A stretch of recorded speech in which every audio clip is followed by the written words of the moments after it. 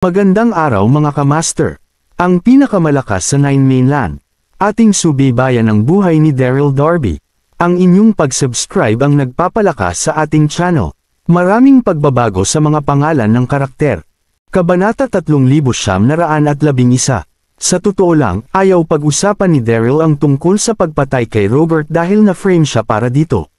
Gayunpaman, sa pag-iisip, maaari rin niyang sabihin sa Nine Heaven Emperor ang katotohanan dahil siya ang nag-utos nito. Kumunot ang noo ng Nine Heaven Emperor kay Daryl at nagtanong, hindi pagkakaunawaan. Tapos, ano ba talaga ang nangyari? Sinabi ni Daryl sa kanya ang katotohanan. Sa wakas, sinabi niya, sa pagtingin sa sitwasyon. Si Daryl ay malamang na na-frame, at ang tunay na mamamatay tao ay malamang na si Skyler. Sa buong Nine Mainland, ang tanging tao na maaaring pumatay kay Robert, bukod kay Daryl, ay si Skyler. Ang Nine Heaven Emperor ay nag-isip sandali at pagkatapos ay nagsabi, dapat ka pa ring maging mapagbantay. At bantayan si Daryl kahit na hindi siya ang mamamatay tao. Intindihin, nagmura si Daryl sa loob. Ang Nine Heaven Emperor na iyon ay siguradong makakapagtago ng sama ng loob. Mukhang hindi pa rin niya ako napapatawad sa pagpapanggap ko sa kanya.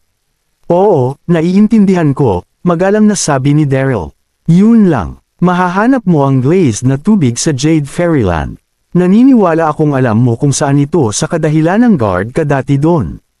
Magmadaling bumalik sa Nine Mainland kapag nakuha mo na, ang Nine Heaven Emperor, sabi at saka siya kinawayan. Oo, iyong kamahalan, sabi ni Daryl at saka mabilis na umalis sa Imperial Sky Palace. Nasa mahirap na kalagayan si Daryl. Kudlit, paano ko malalaman kung nasaan ang glazed na tubig? Ako ay isang pekeng, wala siyang choice kundi kumagat ng bala at tumungo sa Jade Fairyland.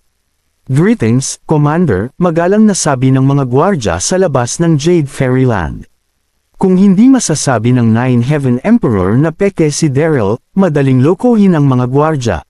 Gustong tanungin ni Daryl ang mga gwardya kung saan niya makikita ang glazed na tubig ngunit pinag-isipan ito ng mabuti dahil malaki ang posibilidad na hindi malaman ng mga gwardya kung saan nakatago ang isang kayamanang tulad niyan. Baka magduda pa siya kapag nagtanong siya, kaya binalak niyang tanungin ang mga katulong sa loob ng Jade Fairyland. Kaya, pumasok siya sa Jade Fairyland, at narinig niya ang isang babaeng. Tumatawa ng madaanan niya ang isang hardin. Laking gulat niya nang makita siya. Anong ginagawa niya dito? Sa magandang hardin, isang balingkinitang figure ang masayang umindayog sa swing, habang ang kanyang mga kasambahay ay magalang na nakatayo sa magkabilang gilid niya. Ang babae ay nakasuot ng mahabang damit na lavender. Siya ay hindi mailarawang kaakit-akit at inosente. Si Prinsesa Dorothy ang minsang nakilala ni Daryl. Noong una siyang dumating sa Godly Region, nakulong siya sa Jade Fairyland. Pagkatapos, siya ay nakulong sa 5 dragon na porma sayon pagkatapos na tumakbo sa Princess Dorothy. Gayunpaman, nagawa niyang makatakas at nakuha ang Transfiguration Powder, na ginamit niya upang gayahin ang Nine Heaven Emperor. Noon lang siya matagumpay na nakaalis sa lugar. Kahit na matagal nang nangyari ang insidente, naaalala pa rin ni Daryl ang lahat ng detalyado. Inaasahan niyang may mga kasambahay na naruroon, ngunit hindi si Prinsesa Dorothy. Walang pag-aalinlangan, tumalikod siya at akmang hahakbang palabas ng garden nang marinig niyang tinatawag siya ni Prinsesa Dorothy. Ungol, hindi niya sinasadyang tumigil sa kanyang paglalakad at tumalikod upang harapin si Prinsesa Dorothy, na nakatingin sa kanya na may pilyong ngiti sa labi. Pinilit niyang ngumiti at magalang na nagtanong, ano ang maipaglilingkod ko sa iyo, Prinsesa? Hindi siya sinagot ni Prinsesa Dorothy bagkus ay sinenyasan niya ang kasambahay sa paligid niya at sinabing, iwan mo na kami.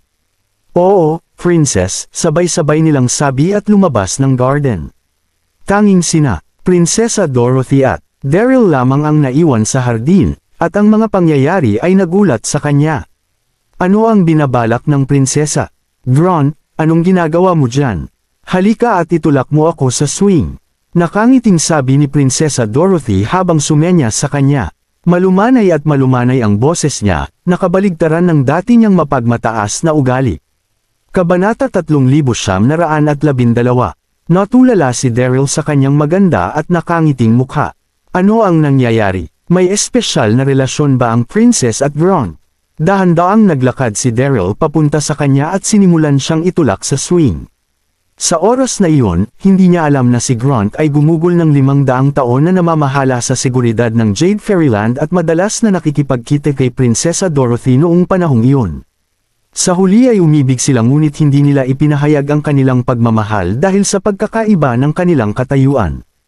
Ilang araw na ang nakalipas, sinabi ni Grant kay Prinsesa Dorothy na mayroon siyang ibibigay sa kanya, ngunit ipinadala siya sa siyam na pangunahing kontinente bago niya magawa iyon. Lihim na natuwa si Prinsesa Dorothy at naisip niyang sa wakas ay ipagtatapat na niya ang kanyang nararamdaman sa kanya. Matiyagang naghihintay siya sa kanyang pagbabalik, kaya natural na tuwang-tuwa siyang makita siya sa hardin. Siyempre, wala siyang ideya na ang peking Grant ay si Daryl na nagpapanggap sa kanya. Hinahangaan ni Daryl ang perpektong figure ni Princess Dorothy sa malapitan at sabay huminga ng malalim para malanghap ang kanyang bango. Napakabanggo niya, gayunpaman, mabilis niyang inalis ang sarili mula rito. Hindi, pumunta ako dito para kumuha ng glazed water. Hindi ako dapat ma-distract. Grant, nabanggit mo na may ibibigay ka sa akin bago ka umalis papuntang siyam na pangunahing kontinente. Kung gayon, ano iyon? Tanong ni Prinsesa Dorothy. Napatulala si Daryl. Paano niya malalaman kung ano ang pinaplano ni Grant na ibigay sa kanya? Gayunpaman, hindi siya naglakas loob na ilabas ang pusa sa bag at bamulong lamang ng kung ano. Talaga, ako, sinabi ko na yan dati. Nagkunwari siyang kalmado, pero nagpapanik siya. Kailangan kong gumawa ng paraan para makaalis kaagad dito. Medyo nagalit si Prinsesa Dorothy sa sagot niya. Tumigil siya sa pagindayog at, nakasimangot, nagtanong, hindi mo ba sinabi yon? Tinatawag mo ba akong sinungaling? Paparusahan kita kapag hindi mo ipapaliwanag sa akin kung ano ang nangyayari sa sandaling iyon. Parang naiiyak si Daryl. Ito ay hindi maganda. Prinsesa, naparito ako upang kumuha ng pinakintab na tubig sa utos ng kamahalan at wala ng oras na ilaan. Pangako, bibigyan kita ng paliwanag. Sa susunod na pagbalik ko, sabi ni Daryl. Pinunasan niya ang pawis sa kanyang noo at tumalikod na para umalis.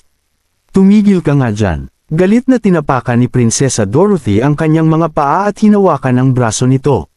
Anong glazed na tubig? Ang sinasabi ko ngayon ang pinakamahalaga. Sinubukan ni Daryl na kumawala sa pagkakahawak niya, ngunit sa proseso, may nahulog sa kanyang gininto ang baluti at bumagsak sa lupa ng may malakas na kalabog. Natigilan silang dalawa sabay tingin dito. Ito ay isang liham na pinalamutian ng mga mesla na balahibo. May nakasulat din dito na personal na bubuksan ng Her Royal Highness Princess Dorothy. Nablangko ang isip ni Daryl nang makita ang sulat. Hindi niya inaasahan na gusto ni Grant na magpasa ng tala kay Prinsesa Dorothy. Kinuha niya ang sulat at sinimulang basahin. May isang magandang babae na hinding-hindi ko malilimutan. Isang araw nang hindi ko siya nakita ay nalilito ako sa pananabik. Lumilipad ang phoenix at hinahanap ko siya sa 7 dagat. Namumula ang kanyang mukha na parang kamatis habang ang kanyang mga mata ay sumasayaw sa walang katapusang saya. Nagtapat na rin sa wakas si Grant ng kanyang totoong nararamdaman sa akin. Wow! Nanlaki ang mata ni Daryl. Matapang si Grant na ipagtapat ang kanyang nararamdaman sa pamamagitan ng isang liham. Bihasa siya sa mga tula noon at makabago. Agad niyang nakilala ang talata mula sa aklat na tinatawag na hindi mahahawak ang magkasintahan, na isinulat ni Sima Xianguo noong Han Dynasty. Halatang sinusubukan niyang ligawan si Prinsesa Dorothy sa pamamagitan ng pagbibigay sa kanya ng tula. Kabanata 3913. Walang oras na makapag-react si Daryl nang biglang tumalon si Prinsesa Dorothy sa kanyang yakap at masayang sinabi, Grant, ang tanga mo. Ang tagal mong ipagtapat ang nararamdaman mo para sa akin. Hindi mo alam kung gaano ako katagal naghintay sa araw na ito na dumating. Prangka ang personalidad ni Prinsesa Dorothy, at may nararamdaman siya para kay Grant, kaya hindi na siya nagpapigil matapos basahin ang sulat. Ang lambot ng kanyang katawan ay nabighani kay Daryl. Akala niya ay magagalit si Prinsesa Dorothy pagkatapos basahin ang sulat, kaya naman, nagulat siya nang makita niyang ibinalik nito ang damdamin. Gayunpaman, hindi siya ang totoong Grant, kaya ano ang dapat niyang gawin? Punta tayo sa kwarto ko. Sabi ni Prinsesa Dorothy sabay hila sa kamay ni Daryl habang masayang naglalakad papunta sa direksyon ng kwarto niya. Nataranta, ginawa ni Daryl ang sinabi nito, at hindi nagtagal ay nakarating na sila sa kwarto ng prinsesa. Grant, ang saya ko talaga ngayong araw. Linam natin iyan. Nakangiting sabi ni Prinsesa Dorothy pagkaupo. Tuluyan nang nawala ng ulirat si Daryl. Pinilit niyang ngumiti at sinabing, paano kung uminom tayo sa ibang araw? Kailangan kong bumalik sa Siyam na pangunahing kontinente para gumawa ng isang napakahalagang bagay. Pakiramdam niya ay maiiyak siya. Ang lahat ng iyon ay masyadong nagkataon para sa kanya. Hindi sana niya isusuot ang baluti kung alam niyang mangyayari iyon. Nagpout si Prinsesa Dorothy at malungkot na sinabi, mas mahalaga ba ang mga pangyayari sa Siyam na pangunahing kontinente kaysa sa akin? Naglakas loob siyang kumilos na parang spoiled brat dahil akala niya ito ang totoong Grunt sa harap niya. Napakamot ng ulo si Daryl na walang magawa. Pumunta at maghanda ng pagkain at inumin. Siya nga pala, huwag mong sasabihin kahit kanino na nasa kwarto ko si Grunt. Naiintindihan mo ba? Sabi ni Prinsesa Dorothy sa kanyang mga kasambahay. Oo, Prinsesa. Sabay-sabay na nag-usap ang dalawang kasambahay at umalis para gawin ang utos niya. Hindi nagtagal, nakahanda na ang ilang magagandang side dish. Si Prinsesa Dorothy ay nasa mabuting kalooban. Binuksan niya ang dalawang bote ng alak, na puno ang silid ng kanilang aroma, at personal na nagbuhos ng baso para kay Daryl. Pagkatapos, pinaalis niya ang mga kasambahay. Cheers! Sabi ni Prinsesa Dorothy na may hawak na wine glass. Sa mga sitwasyong iyon, walang magandang dahilan para tanggihan siya ni Daryl. Kaya, dinampot niya ang baso ng alak at ikanawit ito sa prinsesa, at sabay-sabay na ibinaba ang laman. Pinag-isipan na niya ito ng mabuti. Makikipaglaro siya at maghihintay hanggang sa malasing siya para makalusot siya roon. Maganda sana ang plano kung hindi dahil kakaiba ang alak na kanilang iniinom sa godly region na tinatawag na Jade Brew, na tanging ang Nine Heaven Emperor, Empress Heidi, at Princess Dorothy lang ang makakainom. Ang alak ay kilala sa masarap na lasa at malakas na epekto nito. Nakipagkwentuhan, tumawa, at uminom si Daryl kasama si Prinsesa Dorothy. Grunt, kailan mo sasabihin sa tatay ko ang tungkol sa atin? Nakangiting tanong ni Prinsesa Dorothy.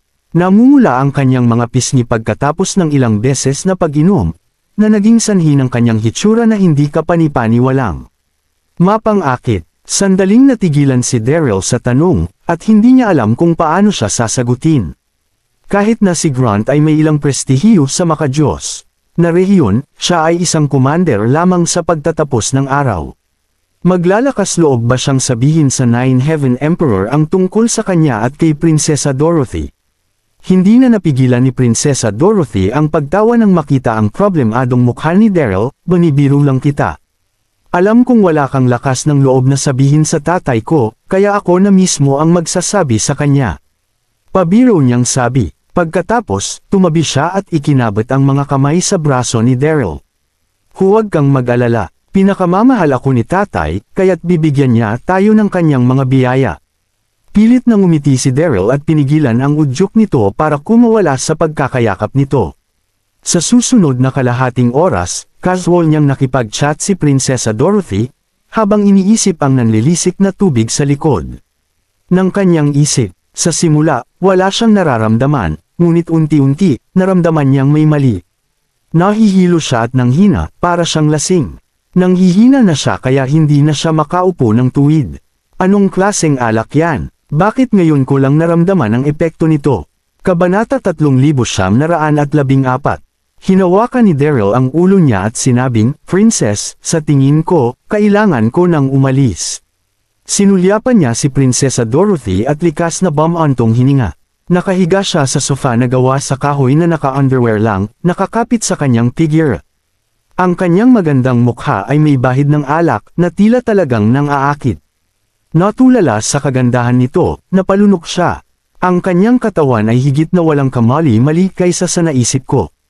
Napakaswerte ng hayop na Grunt na iyon. Maingat na humakbang si Daryl at mahinang sinabi, Prinsesa, lasing ka na. Matulog ka na, at ako na ang pupunta. Umiling siya para magising at tumalikod na para umalis. Gayunpaman, hinawakan siya ni Prinsesa Dorothy mula sa likuran. Bihira siyang uminom, pero ngayon lang siya nakainom ng marami. Lasing na lasing siya kaya hindi na niya napigilan ang sarili. Huwag ka munang umalis, Grunt. Samahan mo ako ngayong gabi. Lasing na sabi ni Prinsesa Dorothy. Princess, pakiusap kumalma ka muna, gulat na sabi ni Daryl. Sinubukan niyang kumawala, ngunit hindi siya makatawag ng anumang lakas dahil sa epekto ng alak. Magsasalita pa sana siya nang biglang ay lapit ni Prinsesa Dorothy ang bibig nito sa bibig niya. Siya ay ganap na nawala ang lahat ng pagsugpo sa ilalim ng impluwensya ng alkohol. Natigilan si Daryl, at nablangko ang isip niya. Muli siyang sinunggaban ni Prinsesa Dorothy, at bumagsak silang dalawa sa kahoy na sofa. Prinsesa, ikaw, nagsimulang. Uminit ang utak ni Daryl sa pagkabalisa. Gusto niya itong itulak palayo ngunit hindi niya magawa. Hindi nerehistro ni Prinsesa Dorothy ang mga salita ni Daryl. Isa lang ang nasa isip niya, at iyon ay ang gawing lalaki si Grunt. Niyakap niya ng mahigpit si Daryl at sinimulang habarin ito. Nakagat ang labi niya, nablangko ang isip niya nang maupo siya sa kanya. Agad na umalangaw ang ingay ng hilanghing sa buong palasyo. Matagal bago sila huminto, at sa pagkakataong iyon, unti-unti nang nagigising si Daryl mula sa kanyang kalasinggan. Pawis na pawis siya at irritable ang mood. Ginawa ko lang ito kay Princess Dorothy. Papatayin ako ng Nine Heaven Emperor kapag nalaman niya ito. Si Prinsesa Dorothy, na nakahiga sa ilalim ni Daryl, ay may bahid pa rin ng pamumula sa kanyang maselang. Pisngi, ang mga mata nito ay nakatutok sa kanya, na nagpapakita ng kaunting hiya at saya. Grunt, nagising na rin siya mula sa alak, ngunit hindi niya pinagsisihan ang kanyang ginawa. Niyakap niya si Daryl at mahinang sinabi, tandaan na tretuhin mo ako ng mabuti. Ngayong nagawa na natin ang gawa. Siyempre naman, sabi ni Daryl na hindi alam kung matatawa o maiyak. Hindi niya inaasahan na mangyayari yun nang makaisip siya ng planong gayahin si Grunt. Gayunpaman, sa pag-iisip, hindi tulad ng alam ng prinsesa na siya ay peke, kaya hindi niya kailangang matakot. Masasabi kong mahal na mahal mo ako, kaya ipinapangako kong magiging mabuti ako sa iyo magpakailanman. Siya nga pala, alam mo ba kung saan ang glazed na tubig? Tanong ni Daryl. Bahagyang ngumiti si Prinsesa Dorothy, yamakap sa mga bisig ni Daryl, at sinabing, ang tanga mo. Nawalan ka na ba ng alaala pagkatapos pumunta sa siyam na pangunahing kontinente? Ang glazed water ay nasa bawal na lugar sa likod ng Five Dragons Formation. Nagningning ang mga mata ni Daryl. Pamilyar siya sa Five Dragons Formation, doon siya ikinulong ni Prinsesa Dorothy, ngunit hindi niya inaasahan na may bawal pala sa likod nito. Grunt, lumalalim na ang gabi. Bakit hindi ka na lang dito magpalipas ng gabi? Sinabi ko na sa mga kasambahay na huwag ipaalam sa kahit na sinong nandito ka. Hahanapin ko ang tatay ko bukas at hilingin sa kanya na huwag magpadala. Pumunta ka sa siyam na pangunahing kontinente, kuha mo. Maamong sabi ni Prinsesa Dorothy habang nakayakap kay Daryl. Kabanata 3915. Ano? Nagulat si Daryl. Hindi pwede. Hindi ako si Grunt. Malalantad ako ng buo kapag hindi ako babalik sa siyam na pangunahing kontinente. Gayunpaman, hindi niya iyon masabi ng malakas. Sa halip, pinilit niyang ngumiti at sinabing, sige, matulog ka na. Babantayan kita. Ngumiti at tumango ang prinsesa. Napakaswerte ko sa iyo, Grunt. Niyakap niya si Daryl at pumikit. Nakahiga doon si Daryl, hindi naglakas loob na gumalaw. Hinihintay niyang makatulog si Prinsesa Dorothy para makalusot siya para kunin ang glazed na tubig. Sa wakas, nakatulog siya ng mahimbing, at tuwang-tuwa na bumangon si Daryl. Narito ang kanyang kamahalan at Her Majesty. Isang boses ang nagmula sa labas ng silid, at Maya. Maya ay nakarinig sila ng mga yabag. Nandito na ang Nine Heaven Emperor at Empress Heidi. Nagsimulang magpanik si Daryl. Kasabay nito ay nagising din si Prinsesa Dorothy. Grunt, huwag kang mag-alala. Magpapaliwanag ako kina ama at ina, sabi ni Prinsesa Dorothy nang makita ang pag-aalala sa mukha ni Daryl. Pagkatapos, dali-dali siyang nagsuot ng damit, at ganoon din ang ginawa ni Daryl. Habang isinusuot ang kanilang mga damit, nakita nila ang Nine Heaven Emperor at Empress Heidi, kasama ang ilang kasambahay, na dahan-daang naglalakad patungo sa kanila. Mabilis na tumalikod si Daryl. Kahit na nagbago na siya sa hitsura ni Grant, mas mabuti pa rin na huwag hayaang makita ng Nine Heaven Emperor at Empress Heidi ang kanyang mukha. Malabo niyang nakikita ang kahangahangang Nine Heaven Emperor na nakasuot ng gintong dragon na damit sa pamamagitan ng isang tansong salamin. Para naman kay Empress Heidi, nakasuot siya ng napakarilag na phoenix robe. Ang kanyang maselang figure ay malinaw na ipinakita sa ilalim ng tupi ng phoenix robe, na nagpamukha sa kanya na lubhang marangal at eleganteng. Gayunpaman, wala sa mood si Daryl na humanga sa kanila sa sandaling iyon. Siya ay pawis na pawis habang ang kanyang kalooban ay lumubog sa ilalim ng hukay. Tapos na talaga ang oras na ito.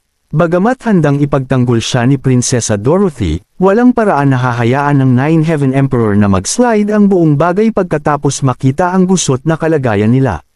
Ang Nine Heaven Emperor at Empress Heidi ay natigilan nang makita ang kakulaitan ni Prinsesa Dorothy, bakas pa rin ang pamumula ng kanyang pisngi habang ang lalaking nakatayo sa tabi niya ay nasa gusot na kalagayan. Hindi makita ng Nine Heaven Emperor ang mukha ni Daryl dahil nakatalikod siya sa kanila. Gayunpaman, naramdaman niya ang sandaling nagdilim sa galit ang mukha ng Nine Heaven Emperor. Sino ang taong iyon? Ang lakas ng loob niyang makipagkita sa prinsesa ng ganun na patago, at ganoon din ang nangyayari sa mukha ni Empress Heidi. Tumingin siya kay Daryl at saka kay Prinsesa Dorothy na puno ng hiya at galit ang mga mata. Anong nangyayari sa anak ko? Bakit siya mag-iimbita ng lalaki sa kwarto niya? Ito ay higit sa mapangahas. Pare, inay, huminahon po kayo. Kaya kung ipaliwanag, mabilis na sabi ni Prinsesa Dorothy. Katahimikan. Ang Nine Heaven Emperor ay umungal. Pagkatapos ay pinalo niya ng palad si Daryl. Ang pag-atake ay naglalaman ng isang hindi mapapantayang kapangyarihan, at si Daryl ay hindi nang ahas na harangan ito, kaya siya ay tumakas mula sa silid. Nasaksihan na ni Daryl ang kapangyarihan ng Nine Heaven Emperor noon. Alam niyang hindi siya ang kaparehan niya kaya tumakas lang siya. Puno ng galit, agad siyang hinabol ng Nine Heaven Emperor. Ama, natarante si Prinsesa Dorothy. Gusto niyang habulin sila, ngunit pinigilan siya ng kanyang ina. Dorothy, mula pa noong bata ka palang may gusto ka na sa sarili mo, pero hindi ko akalain na mag-iimbite ka talaga ng lalaki sa kwarto mo, galit na sabi ni Empress Heidi. Pulang-pula ang mukha niya nang maalala niya ang eksenang nahuli niya sila. Sa oras na iyon, si Prinsesa Dorothy ay ganap na natahimik at napagtanto ang katakot-takot ng sitwasyon. Lumuhad siya at nagsimulang humingi ng awa. Ina, ako po ang nagpatuloy sa kanya. Wala po siyang kinalaman dito. Ano? Kumunat ang noo ni Empress Heidi. Kayong dalawa. Putol ni Prinsesa Dorothy bago niya natapos ang kanyang pangungusap. Inay, tayong dalawa ay nagmamahalan at nagawa na ang gawain, paumanhin kung hindi ko agad sinabi sayo. Pinilit ko siyang mag-overnight pagkatapos ng napakaraming inumin, at doon na umikot kung ano ang mga pangyayari buong gabi. Kabanata 3916. Ina, alam kong mahal na mahal mo ako at alam ko rin na galit sa akin si ama ngayon. Kaya nakikiusap po sana ako na kung maaari ay matulungan niyo akong makuha ang basbas niya. Seryosong itinanong ni Prinsesa Dorothy. Nagkaroon naman ng magkakahalong pakiramdam si Empress Heidi rito, kaya hindi na niya alam kung ano ang kanyang sasabihin. Totoo ngang mahal niya si Prinsesa Dorothy pero totoo rin na malaki masyado ang gulo na ginawa na kanyang anak. Pero narating na rin ito ang edad na kung saan pwede na siyang magpakasal kaya maaari na niya itong basbasan ngayong may nangyari na sa kanila ng lalaking iyon. Mahina naman siyang nagbuntong hininga habang sinasabi na, sige, ako na ang baalang makipag-usap sa ama mo, pero mas makabubuti kung mananatili ka muna sa loob ng iyong kwarto hanggat hindi ka namin pinapatawag, naiintindihan mo. Kahit na hindi niya kilala ang mapapangasawa ni Prinsesa Dorothy, hindi pa rin siya nagduda na isa itong hindi ordinaryong tao para makuha ang atensyon ng kanyang anak. Oh, maraming salamat po, ina. Kayo na po ang pinakamabait na ina sa lahat. Iyak ni Prinsesa Dorothy. Napabuntong hininga na lang si Empress Heidi bago maglakad palabas ng kwarto. Sa kabilang banda, mabilis namang lumilipad si Daryl sa ere, pero hindi pa rin ito kasing bilis na kagaya ng kanyang inaasahan. Nasa kanyang likuran na ang nababalot ng gintong liwanag na si Nine Heaven Emperor. Nagdilim ng husto ang mukha nito habang lumalabas sa kanyang katawan ang nakamamatay niyang aura. Dito na yumaksi ang distansya ng dalawa sa isa't isa. At pagkatapos ay agad na inasinta ni Nine Heaven Emperor ang likuran ni Daryl bago maglabas ng isang gintong liwanag. Wala nang oras si Daryl para umilag kaya agad siyang tinamaan nito. At pagkatapos ng isang mababang sigaw ay bumagsak si Daryl mula sa kalangitan. Nawala na ang epekto ng ginamit niyang transfiguration powder kaya agad na siyang bumalik sa dati niyang itsura nang bumagsak siya sa lupa. Pero hindi pa rin ito napansin ni Nine Heaven Emperor. Namutla ang mukha ni Daryl habang nararamdaman na nakasiliw ang diwata niyang kaluluwa na gamulat ng husto sa kanya. Buwisit, masyadong nakakatakot ang lakas ni Nine Heaven Emperor. Nagawa niyang siliwhan ang aking lakas sa loob lang ng isang pag-atake. Dito na dahan-daang bumaba mula sa kalangitan si Nine Heaven Emperor. At sa huli ay nakita na rin niya ang mukha ni Daryl bago mapa-atras sa kanyang natuklasan. Daryl, agad na nagliyab ang galit sa paligid ng katawan ni Nine Heaven Emperor habang iniisip na, ang lakas ng loob nitong pumasok sa Jade Fairyland para lokohin ang aking anak. Nanatili namang kalmado ang itsura ni Daryl habang hinaharap ang galit ni Nine Heaven Emperor sa mga sandaling ito pero sa totoo lang ay hinahanda na niya ang kanyang sarili sa napipinto niyang kamatayan, ito na nga talaga ang katapusan ko. Dapat lang na maparusahan ka na sa pagkakataong ito, Daryl. Hindi ka na iligtas maging ng aking master sa ginawa mo. Titigil lang ako sa sandaling mawasak ko na ang kaluluwa mo. Walang awang isinigaw ni Nine Heaven Emperor.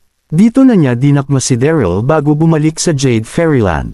Nababahala naman silang hinintay ni Empress Heidi sa main hall, agad itong lumapit kina Nine Heaven Emperor at Daryl nang makita niyang paparating ang dalawa. Daryl, napaatras si Empress Heidi nang makita niya si Daryl. Hindi kailanman nabanggit ni Prinsesa Dorothy kung sino ang lalaki na kanyang nakasama at hindi rin nakilala ni Empress Heidi ang disguise ni Daryl dahil agad itong tumalikod sa kanya. Kaya agad na naisip ng Empress na si Daryl nga ang lalaking pinakamamahal ng kanyang anak. Ano ang ginagawa mo rito? Bakit hindi mo kasama ang anak natin? Wawasakin ko lang ang diwatang kaluluwa ni Daryl nang hindi na ito mabuhay pang muli. Nakasimangot na sigaw ni Nine Heaven Emperor. Dito na niya itinaas ang kanyang kamay bago bumalot ang isang nakakatakot na aura sa buong hall. Huwag po kamahalan, huwag niyo pong gawin iyan. Agad naman siyang pinigilan ni Empress Heidi. Tumigil ka at pakinggan mo ako. Dito na hinayla ni Empress Heidi ang Nine Heaven Emperor papunta sa isang tabi habang sinasabi iyon. Dito na pinigil ni Nine Heaven Emperor ang kanyang galit habang nagtatanong ng, ano ang ginagawa mo? Bakit mo ako pinipigilan? Dito na dahan-daang huminga si Empress Heidi habang sinasabi na, kumalma ka muna, kamahalan. Sinabi sa akin ng ating anak na nagmamahalan silang dalawa. Sa loob ng ilang minuto ay sinabi niya ang lahat ng sinabi sa kanya ni Princess Dorothy. Sigurado siya na si Daryl ang lalaking pinakamamahal ng kanyang anak dahil nagawin na noon si Daryl sa Jade Fairyland noong may talaga ito bilang Nine Heaven Sage, kaya natural lang para kay Prinsesa Dorothy na magustuhan ito. Kabanata 3917. Ano? Dito na tuluyang natigilan si Nine Heaven Emperor, agad na dumilim at hindi naging sigurado ang kanyang mukha habang nagtatanong ng, nagmamahalan sila. Ang anak ko at si Daryl. Kagaya ni Empress Heidi, hindi rin nakita ni Nine Heaven Emperor ang disguise ni Daryl kaya naniwala rin ito na si Daryl nga ang gusto ng kanyang anak. Kaya wala silang rason ng Empress na isiping isa itong malaking pagkakamali. Ilang sandali pa ay natapos na rin si Nine Heaven Emperor sa pag-iisip sa buong pangyayaring ito habang nanlalamig na sinasabing, kung ganoon ay mas lumaki pa ang aking rason para patayin siya. Galit na galit siya sa mga sandaling ito. Inisip niya na isang walang kapatawarang kasalanan ang pagpapanggap ni Daryl. Bilang siya noon, hindi nakatulong ng kahit kaunti rito ang pagpapaliwanag ni Noah at ang pagtatalaga kay Daryl Nine Heaven Sage ng Godly Region. At sa halip ay mas tumindi pa ang kanyang determinasyon na humanap ng paraan para makapaghiganti kay Daryl. Isa lang siyang mortal. Ano ang karapatan niyang maging Nine Heaven Sage? Isip ni Nine Heaven Emperor. Ang pakikipagrelasyon nito sa kanyang anak ang bagay na nakapagpasabog kay Nine Heaven Emperor. Naramdaman niyang nasira ang kanyang pride ng dahil dito. Kaya dapat lang na magkaroon ng miserableng kamatayan si Daryl. Kumalma po kayo, kamahalan. Isipin niyo na lang kung ano ang mangyayari sa ating anak kung papatayin mo si Daryl ngayon, sabi ng nagpapanik na si Empress Heidi. Sumanghal naman si Nine Heaven Emperor habang sinasabi na, wala na siyang dapat pang sisihin maliban sa kanyang sarili matapos niyang magustuhan ang isang tao na hindi niya dapat maging kasintahan. Mas tumindi ng tumindi ang kanyang galit habang iniisip niya ang tungkol sa lahat ng nangyari. Masyadong matigas ang kanyang ulo. Alam niya na hindi kami magkasundo ni Daryl noon pero pinili niya pa ring mapalapit dito. Wala nang makakapigil pa sa kanyang galit sa mga sandaling iyon. Alam kong ayaw mo sa kanya. At, hindi ko rin gusto ang kagaya niya. Nagawa nitong pumasok ng walang pollen sa Godly Region para kumain ng mahiwagang prutas ng walang pollen. Pero kahit na anong mangyari, siya pa rin ang Nine Heaven Sage. Pumapangalawa na siya ngayon kaya hindi bababa ang estado ni Dorothy sa sandaling mapang-asawa niya si Daryl. Sa bagay, nagawa na nilang, masyado nang nahihiya si Empress Heidi na banggitin ang huling bahagi ng kanyang sinasabi. Pero napuno pa rin ng determinasyon ang kanyang itsura noong mga sandaling iyon. Nagmula sa kanyang puso ang bawat salita na kanyang binanggit. Hindi rin naging maganda ang impresyon niya kay Daryl pero wala pa rin siyang magagawa kundi bigyan ng biyaya ang nagmamahalang magkasintahan na ito dahil nagawa na nilang makasama sa pagtulog ang isa't isa. At higit sa lahat ay marami ring mga tagapaglingkod ang nakakita sa kanilang ginawa kaya agad itong magiging isang eskandalo sa sandaling kumalat ang balita sa buong Godly Region.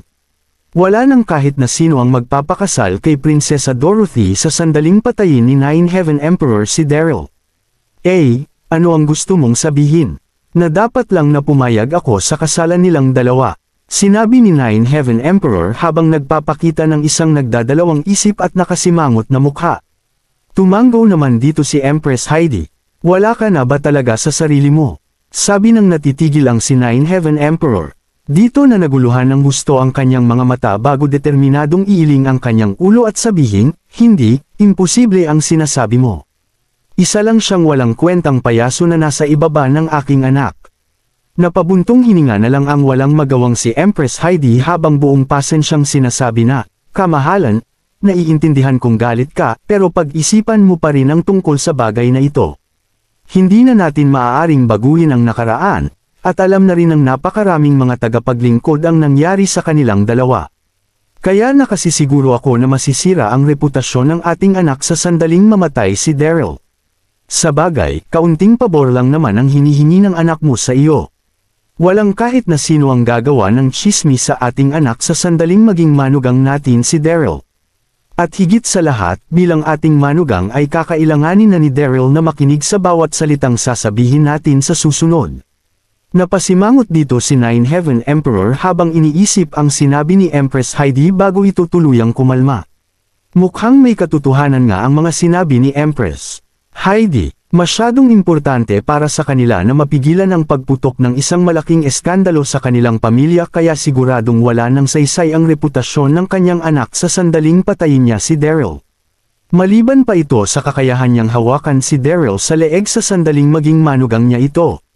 Samantala, kasalukuyan pa ring nakasiliw ang mga acupoint ni Daryl sa kabilang hall kaya wala na siyang nagawa kundi umupo roon habang hindi mapakilang naghihintay sa mga susunod na mangyayari.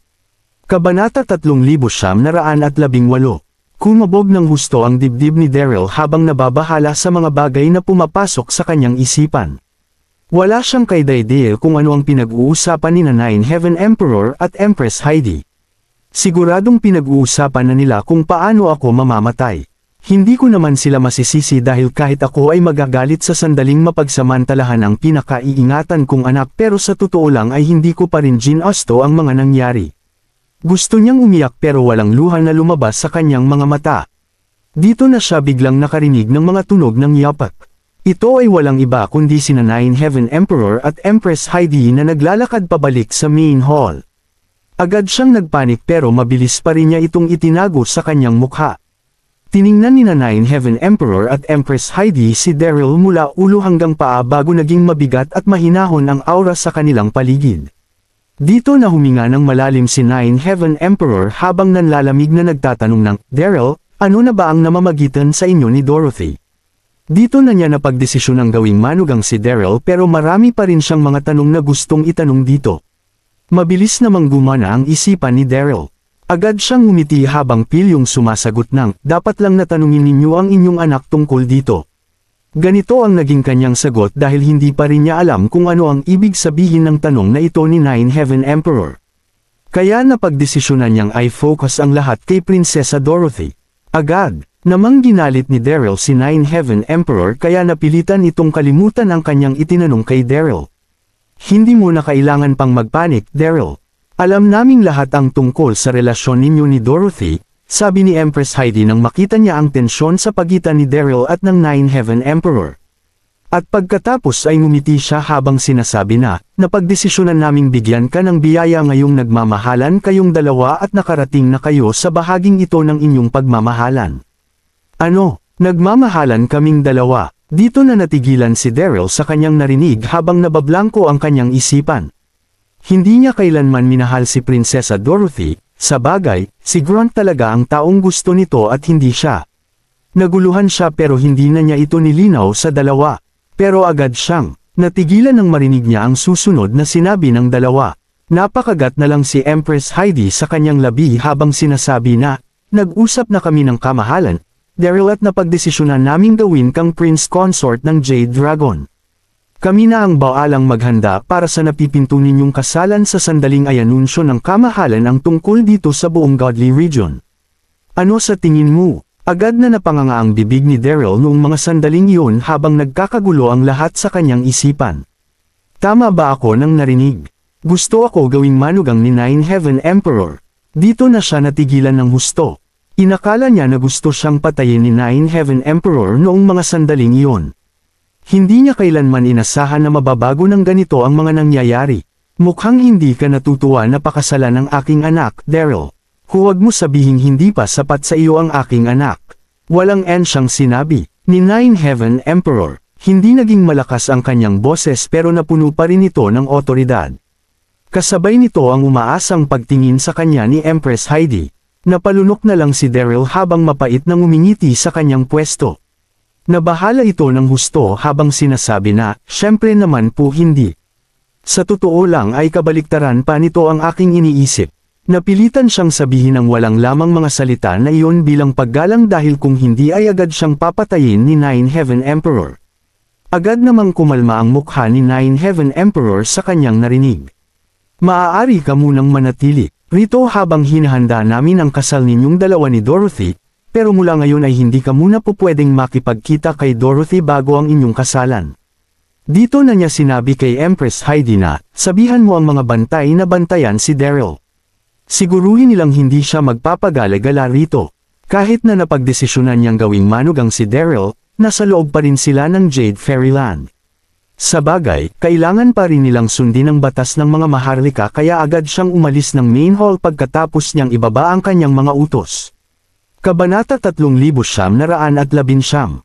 Mas maiging manatili ka na muna rito ngayong ito na ang naging utos ng kamahalan. Magpapadala ako ng ilang mga tagapaglingkod para sa iyo. Sabihin mo lang sa akin kung mayroon ka pang ibang kailangan. Nakangiting sinabi ni Empress Heidi kay Daryl.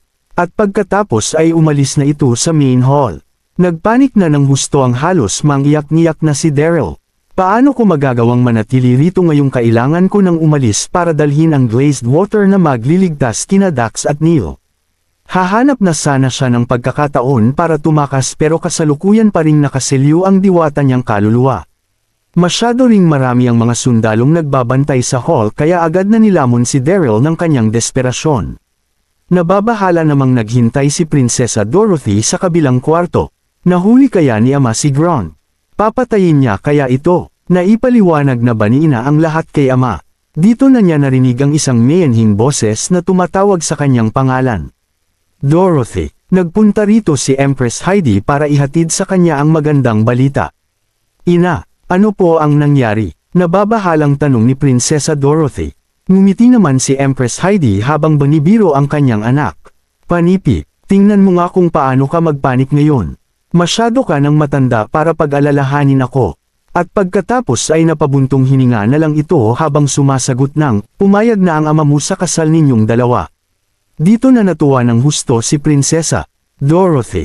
Agad niyang niyakap si Empress Heidi para pasalamatan ito. Magaling, maraming salamat po, Ina. Makakapag-relax na rin siya sa wakas. Natuwa siya ng husto nang maisip niya ang pagiging asawa niya kay Grant. Naging maganda rin ang mood ni Empress Heidi. Ngumiti ito habang sinasabi na, dapat lang na sermonan kita ng dahil sa katigasan ng iyong ulo. Pero inaamin ko na magaling ka pa rin talagang pumili ngayong si Daryl ang tumatayong Nine Heaven Sage sa Godly Region. Pero kahit na ganoon ay kinailangan ko pa ring ilabas ang buo kung makakaya para lang makumbinsi ang iyong ama. Huwag na huwag mo nang uulitin ang katigasang ito ng iyong ulo sa sandaling ikasal ka, naiintindihan mo. Ano ang sinabi ni ina? Sinabi niya bang pakakasalan ko si Daryl? Agad, na tumamal na parang isang kidlat ang bagay na ito kay Prinsesa Dorothy. Sinabi niyo po ba na kay Daryl ako magpapakasal, ina? Oo, mayroon bang problema? Masyado ba itong mabilis para sa iyo? Napakakulit mo talagang bata ka, siguradong pagtatawanan kami ng ama mo sa buong Godly Region sa sandaling hindi mo siya pakasalan matapos ninyong gawin ang bagay na iyon. Nakangiting sinabi ni Empress Heidi. Hindi pa rin niya napansing mayroong kakaiba sa naging reaksyon ni Prinsesa Dorothy. Hindi, dito na iniling ni Dorothy nang walang tigil ang kanyang ulo habang nagbabadyang bumagsak ang luha sa kanyang mga mata. Mali ang taong nahuli ninyo, ina. Si Grant po ang taong gusto kong pakasalan. Agad na nagdilim ang maganda nitong mukha matapos niyang maisip si Daryl. Paano ko magagawang pakasalan si Daryl nang magawa? Nitong dalhin ng mga demonyo rito para lang labanan si ama. At higit sa lahat, ay para silang langis at tubig ni ama. Dito na napasimangot si Empress Heidi. Natigilan siya sa kanyang narinig. At pagkatapos ay biglang nagpakita ang inis sa kanyang mukha. Anong kalokohan na naman ba ang pinagsasabi mo ngayon, Dorothy? Paano mo nagawang magpadalos-dalos sa iyong kinabukasan? Inakala niya na marupok ang puso ng kanyang anak. Paano nito nagawang makipagsiping kay Daryl ngayong si Grant pala ang gusto nitong pakasalan? Okay lang sana ang pagkakaroon nito ng isang pagkakamali ngayong araw pero masyado nang marami ang mga nangyayari sa mga sandaling ito. Ina, nagpapanik na sinabi ni Prinsesa Dorothy. Pero agad siyang pinigil ng kanyang ina sa pagsasalita. Dorothy, isa kang prinsesa kaya hindi dapat ganyan karupok ang iyong puso. Napagkasundoan na nating magpapakasal ka ngayong nakita na namin ang ginagawa ninyo ni Daryl at ngayon ay sinasabi mo naman sa akin na gusto mong pakasalan si Grant. Huwag mo akong masisisi sa sandaling hindi ako maawa sa iyo kung magpapatuloy ang ganitong pag-uugali mo. Wala nang makakapigil sa kasalan ninyo ni Daryl ngayong pumayag na dito ang iyong ama. Mula sa araw na ito ay mananatili ka lang sa kwartong ito bilang paghahanda sa iyong kasal. Dito na siya nadidismayang umalis sa kwarto. Kabanata 3920. Ina, iyak nang walang magawang si Prinsesa Dorothy. Hindi niya alam kung ano ang pagkakamali na kanyang nagawa para habulin ang kanyang ina pero nakalayo na ito ng husto sa kanya. Paano naging ganito ang kinalabasan ng lahat? Dito na siya bumaluktot sa kahoy niyang sofa habang nabablangkong iniisip ang lahat. Bakit ba ipinipilit ni ina na si Daryl ang kasama ko ngayong mahahalata namang si Grant ito? Samantala, sa Five Poison Sect na matatagpuan sa Westrington, nababahalang nakaupo si Skyler sa kanyang kwarto habang seryosong nakatayo sa kanyang tabi si Kendall. Parang wildfire na kumalat ang balita tungkol sa pagkawala ng Devil Sealed Mirror sa buong Nine Mainland na nakapagpaingay sa bawat sektang matatagpuan dito. Pinamunuan ng iba't ibang sekta ng Heavenly Alliance habang sinusubukan naman ng pamilya Carter na hanapin si Skyler at ang kinaroroonan ng Devil Sealed Mirror. Naging magkaaway ang Heavenly Alliance at ang pamilya Carter matapos atakihin ng Heavenly Alliance ang pamilya Carter pero nagkaroon pa rin ng pagkakaintindihan ang dalawang panig na walang kahit na anong laban sa pagitan ng kanilang mga sekta ang mangyayari hanggat hindi neresolba ang problema na kanilang kinakaharap. Sa bagay, hindi pa rin naman nila dapat maliitin ang lakas ni Archfiend Antigonus. Siguradong malalagay sa gitna ng isang malaking kaguluhan ang buong mundo sa sandaling makawala ito. Kaya wala nang nagawa si Skyler kundi manatili sa Five Poison Sect, pero kahit na ganoon ay nagawa pa ring i-target ng parehong Heavenly Alliance at pamilya Carter ang sektang. Ito nang dahil sa pagtatagpi-tagpi ng mga ito sa mga impormasyon na kanilang nakakalap. Hindi naging mahirap na malamang nandoon siya ngayong ang tumatayong Sectmaster Sect ng Five Poison Sect na si Kendall ay sumusunod sa kanya. Kaya kalahating araw pa lang ang nakalilipas ay nagawa ng maglakbay ng daan-daang libong mga sundalo ng Heavenly Alliance at pamilya Carter papunta sa kinaroroonan ng Five Poison Sect. Kaya natural lang na magpanik si Skyler nang marinig niya ng balita. Mangangailangan pa ng 3 araw si Archfiend Antigonus para makawala sa salamin. Siguradong masasayang ang lahat ng kanilang pinaghirapan sa sandaling may gumambala sa prosesong ito. Kaya agad na ipinatawag ni Skyler si Kendall para magtayo ng isang depensa, pero hanggang ngayon ay wala pa ring maisip ang kahit na sino sa kanila. Sectmaster, magiging mabagsik po ang pagdating ng Heavenly Alliance at Pamilya Carter dito. Kaya mas mabuti kung hindi natin sila lalabanan ng harapan at sa halip ay magtago na lang tayo sa Franga Valley. Nag-iingat na sinabi ni Kendall. Sa Franga Valley nila ikinulong si Deborah. Masyadong maganda at malayo sa kabihasnan ng kapaligiran nito. Iniling naman ni Skyler ang kanyang ulo nang hindi ito pinag-iisipan. Panipi, siguradong hindi ito papabor sa atin. Hindi maaaring umalis si Archfiend Antigonus sa kanyang kwarto sa mga importanteng sandali ng kanyang pagpapalakas. Dito na napakunot ang noo ni Kendall ngayong wala na siyang kahit na anong ideya. Hindi maaaring umalis sa lugar na ito si Archfiend Antigonus at wala rin silang kahit na anong paraan para depensahan ang lugar na ito gamit ang iilan nilang mga tauhan. Dito na siya biglang nagkaroon ng isang ideya. Mayroon po akong suhestyon Sectmaster, pero binabalaan ko po kayo dahil siguradong dadanak ang dugo ng marami sa sandaling gawin natin ito. Sabi ni Kendall, nakangiti namang sumagot si Skyler nang, sabihin mo sa akin kung ano ito.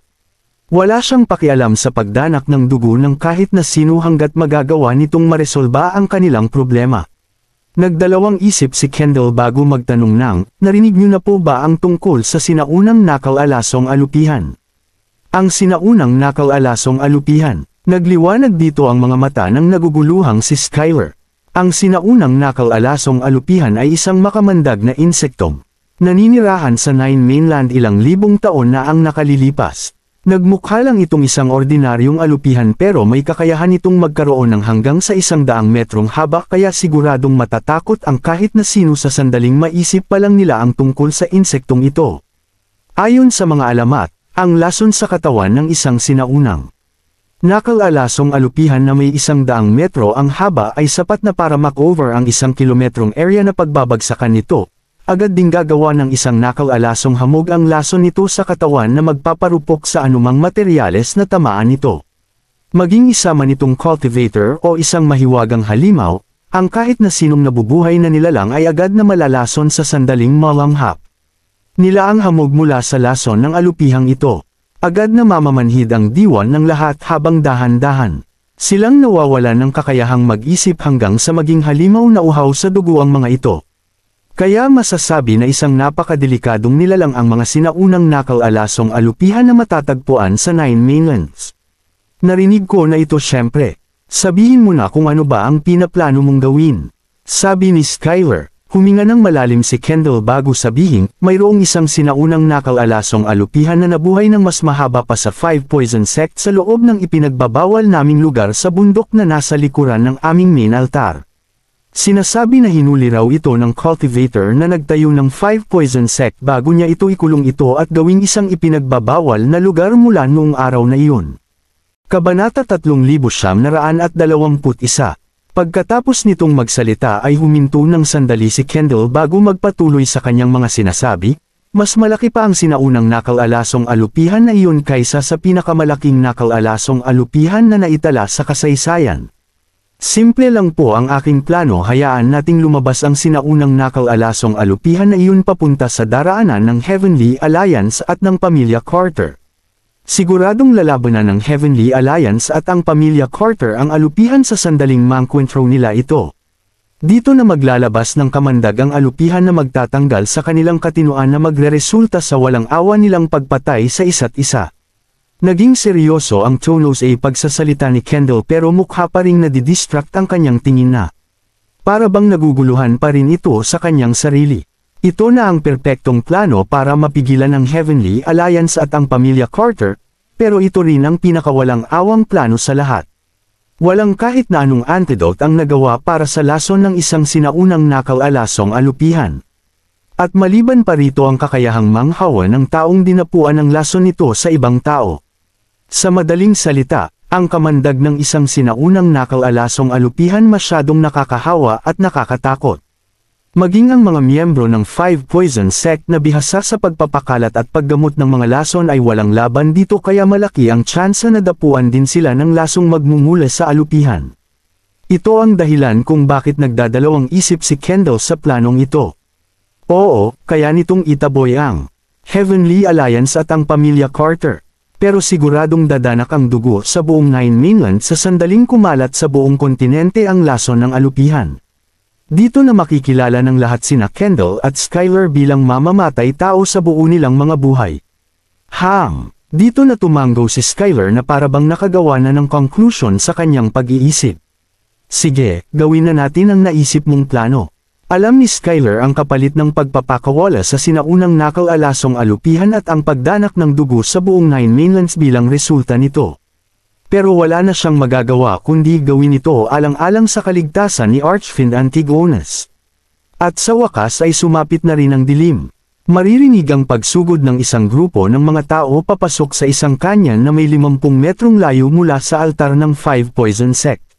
Nakaitim ang mga ito kaya naging malinaw na mga miyembro ito ng Heavenly Alliance. Makikitang namumuno sa harapan si Kaidan na nakasakay sa isang kabayo habang hawak-hawak ang isang mahabang espada na nakapagpaganda ng husto sa kanyang itsura. Walang tigil nang nagpakita si Kaidan kay Grant mula noong mamatay si Robert. Naging epektibo naman ito dahil walang tigil na tumaas ang pagpabor sa kanya ni Grant. Agad na nag-volunteer si Kaidan na magpunta roon nang malaman nilang nagtatago si Skyler sa Five Poison Sect. At sa pamamagitan ng pagpayag ni Grant ay nagawa niyang pamunuan ang daan-daang libong mga mahuhusay na sundalo papunta sa Five Poison Sect. Wala na silang iba pang gagawin dito, kundi tambangan ng walang kaalam-alam na si Skyler. Isang mas maliit na hukbo naman ng mga tao ang makikitang sumusunod sa mga sundalo ng Heavenly Alliance. Ito ay walang iba kundi ang mga miyembro ng pamilya Carter. Kalahating araw na ang nakalilipas mula noong matanggap nila ang balita. Dito na nila naisip na nagtatago nga si Skyler sa Five Poison Sect kaya agad niyang tinawag si Ambrose para dalhin ang kanilang mga tauhan doon. Tito Chester, pinilit ni Ambrose na pigilan ang kanyang galit habang sinasabi na, hindi ba't nagpunta si Kaidan sa pamilya Carter kasama si Grant para magpakitang gilas? Kaya hindi ba't ito na ang tamang oras para gumanti ngayong nakita muli natin sila rito? Agad pa, nagpakita si Ambrose ng isang mabagsik na tingin sa mga miyembro ng Heavenly Alliance sa kanilang harapan. Napabuntong hininga naman si Chester habang sinasabi na, kinakailangan mo munang kumalma, Ambrose. Masyado nang malalim ang hidwaan sa pagitan ng pamilya Carter at ng Heavenly Alliance. Kaya sigurado ako na makukuha rin natin ang inaatim nating paghihiganti sa tamang oras. Pero sa ngayon ay kailangan muna nating mahanap si Skyler Blanc. Alam mo naman siguro ang ibig sabihin ng tuluyang pagkawala ni Archfiend Antigonus sa Devil Sealed Mirror. Siguradong mababalat ng delubyo at pagdanak ng dugo ang buong Nine Mainlands na magmimistulang impyerno sa ilalim ni Archfiend Antigonus. Kaya dapat mo munang tingnan ang kasalukuyan nating sitwasyon, dapat na muna nating mahanap si Skyler Blanc. Napahig na naman ng malalim si Ambrose sa mga sinabi ni Chester. Kasabay nito ang pagkarinig nila sa isang malakas na iyak mula sa mga miyembro ng Heavenly Alliance na nasa kanilang harapan. Guardian, dito na sumugod ang isa sa mahuhusay na mga miyembro para magpakitang gilas kay Kaidan. Sinusundan tayo ngayon ng pamilya Carter kaya nakasisiguro ako na nandito sila para ipaghiganti ang pagkamatay ng asawa ni Dax Sanders. Pero mukhang hindi pa rin sila makagawa ng anumang hakbang sa mga sandaling ito. Agad na napangisi ang iba pang mga miyembro ng Heavenly Alliance habang natatawa sa kanilang mga narinig. Nanlalako namang ngumiti si Kaidan habang sinasabi na, ang pamilya Carter, isang grupo lang naman ito ng mga malulupit at may impluwensyang tao sa kanilang lugar. Iniisip mo ba na magagawa nilang talunin ang Heavenly Alliance? Ano naman kung nasa kanila si Daryl? Nasa atin naman ang Godly Region na gumagabay sa ating kontinente. Siguradong patay ang mga ito sa sandaling maghanap sila ngayon ng gulo sa atin. Dito na muling tumawa ang mga miyembro ng Heavenly Alliance sa paligid. Hindi naging malakas ang pagsasalita ni Kaidan pero masyado nang malapit si Chester at ang mga tauhan nito para marinig ang lahat. Dito na biglang lumiyab ang galit sa kanilang mga dibdib. Masyado talagang pasikat ang Kayden na ito. Pinigilan lang ng pamilya Carter ang kanilang mga sarili para maiwasang gumawa ng isang eksena. Pero nagawa pa ring gisingin ni Kayden ang natutulog na dragon.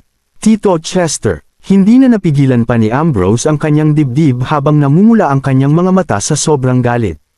Dito na siya sumigaw ng hindi alam ng hayop na si Kayden kung ano ang hinahanap niya. Kailangan ko na siyang turuan ng leksyon. Dito na itinaas ni Ambrose ang kanyang kamay bago sumugod sa kalangitan habang hawak-hawak ang kanyang Tyrant Hammer. Kabanata 3922. Huwag kang magpadalos-dalos Ambrose. Dito na nagdilim ang mukha ni Chester habang umaabante para pigilan si Ambrose pero masyado pa rin itong mabilis kaya agad itong nakalapit sa mga miyembro ng Heavenly Alliance.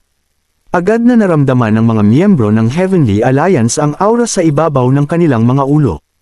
Napatingin ang mga ito sa itaas at nagulat sa kanilang nakita. Hindi ba't ito si Ambrose Darby, ang guardian ng Elysium Gate? Ano ang ginagawa ng isang ito rito? Nagpunta rin siya rito ng mag-isa. Gusto na ba niyang mamatay?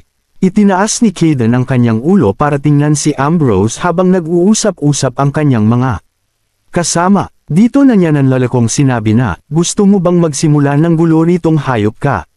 Magpapakita si Kayden ng kahit na kaunting respeto kay Ambrose kung noon lang ito nangyari. Pero masyado nang lumaki ang Heavenly Alliance kaya yamabang na ng husto si Kayden. Dito na namula ang mga mata ni Ambrose sa sobrang galit habang binabalot ng gigil ang kanyang dibdib na parang isang force field. Masyado nang malaki ang pinsalang. Dinala ng Heavenly Alliance sa pamilya Carter na nagdulot ng kamatayan at pagdanak ng dugo sa aming pamilya. Kaya ipaghihiganti ko silang lahat ngayong araw. Mas tumindi pa ang galit ni Ambrose nang maisip niya ang miserableng pagkamatay ni Nancy. Wala siyang ginawa kundi bumalik lang sa tahanan ng pamilya Carter pero sobra-sobra ang pag-aalalang binigay sa kanya ng mga ito. Masyadong naging mabait ang asawa ni Dax na si Nancy kay Ambrose matapos niya itong ituring bilang kanyang tunay na anak. Ilang araw na ang nakalilipas mula noong pamunuan ni Grant ang Heavenly Alliance para tambangan ang pamilya Carter. Dito na nila napatay ang karamihan sa mga ito. Namatay sa gitna ng pagdanak ng dugo si Nancy habang sinusubukang protektahan si Dax. Pinagluksaan siya ng husto ni Ambrose kaya hindi nito natanggap ang katotohanan. Pero nagkaroon pa ng lakas ng loob ngayon si Kayden na lokohin ang pamilya Carter kaya agad na sumabog ang dibdib ni Ambrose sa sobrang galit.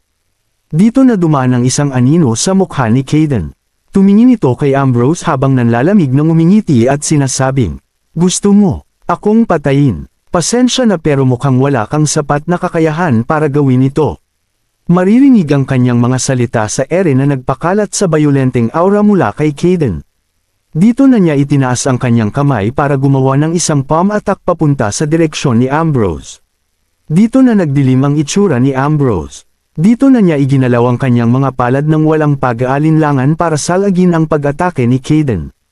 Nakarinig ang lahat ng isang nakabibinging tunog nang magtama ang palad ng dalawa na gumawa ng isang enerhiya na kumalat sa paligid. Parehong gumawa ng mahina at nasasaktang ingay sina Kayden at Ambrose.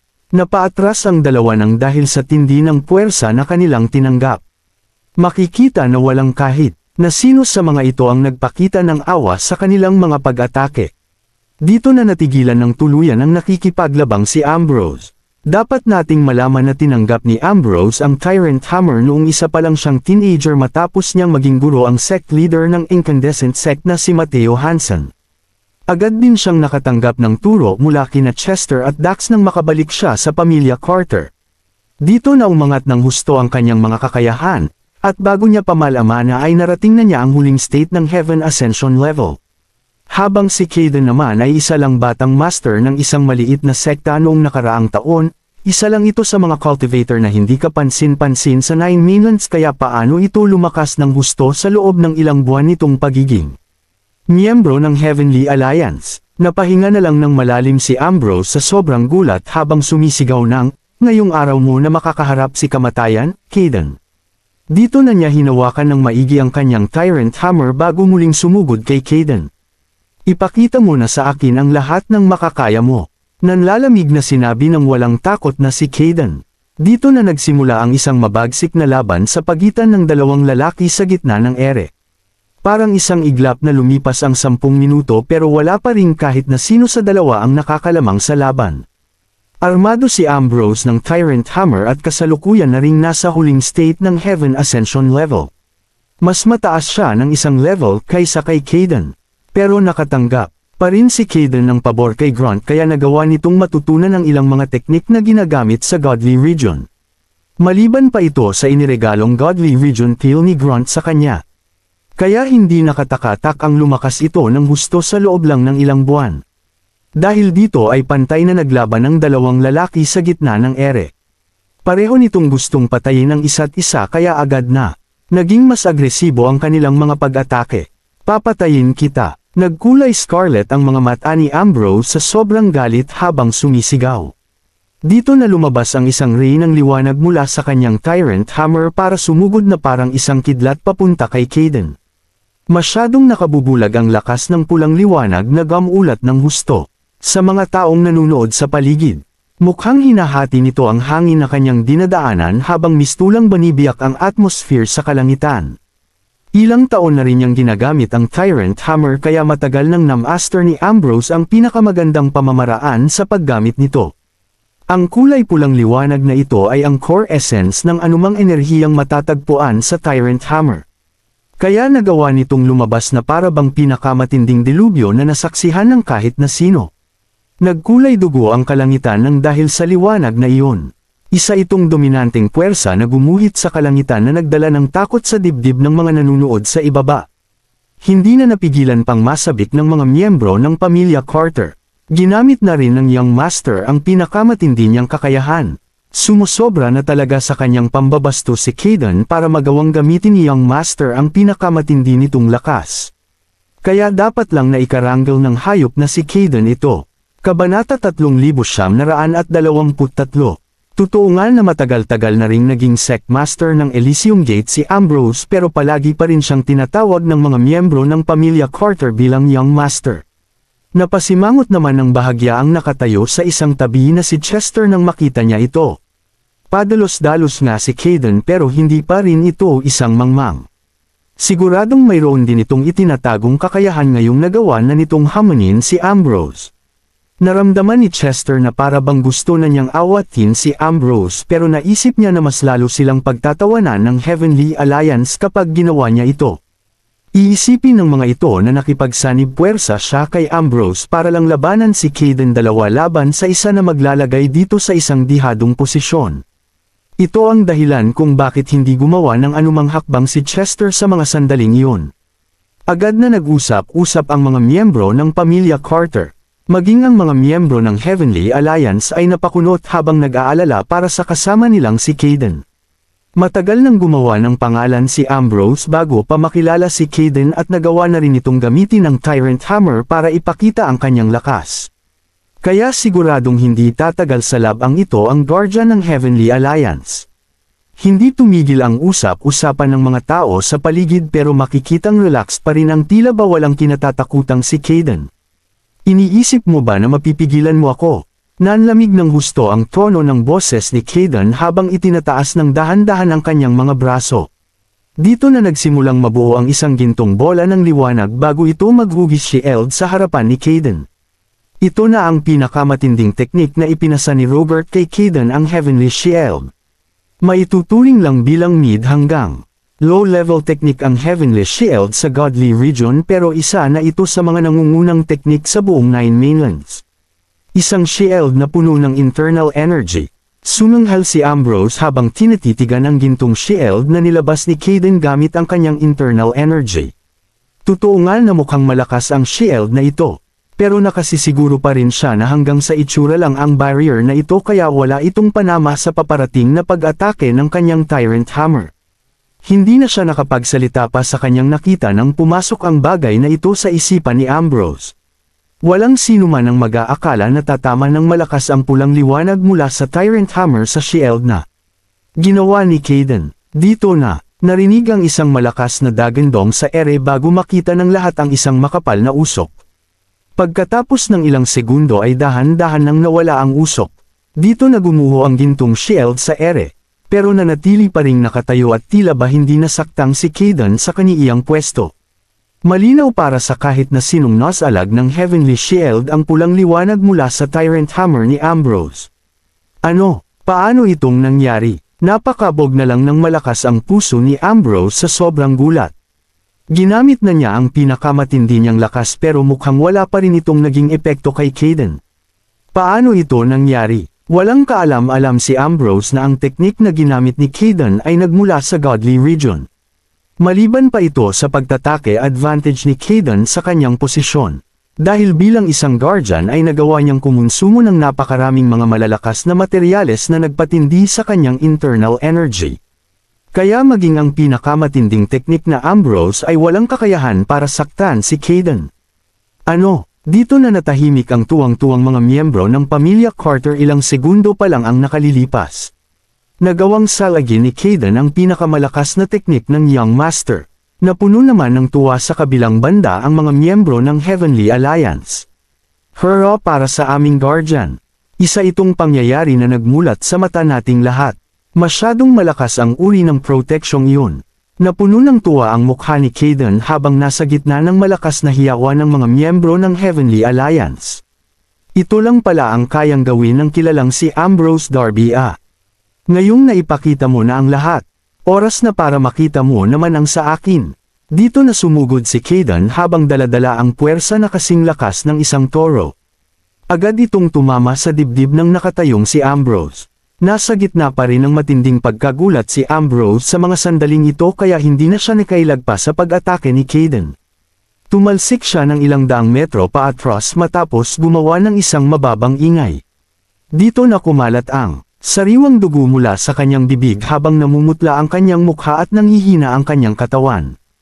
Nag-alab sa sobrang galit ang puso ng mga miyembro ng pamilya Carter habang sumusugod para paligiran si Ambrose. Okay ka lang po ba, Young Master? Young Master, kasabay nito ang pagtingin nila ng masama kay Kaidan. Makikitang puno ng galit ang kanilang mga mata sa mga sandaling iyon. Nagawa mo siyang tambangan. Wala ka na ba talagang natitirang hiya sa sarili mo, Kaidan?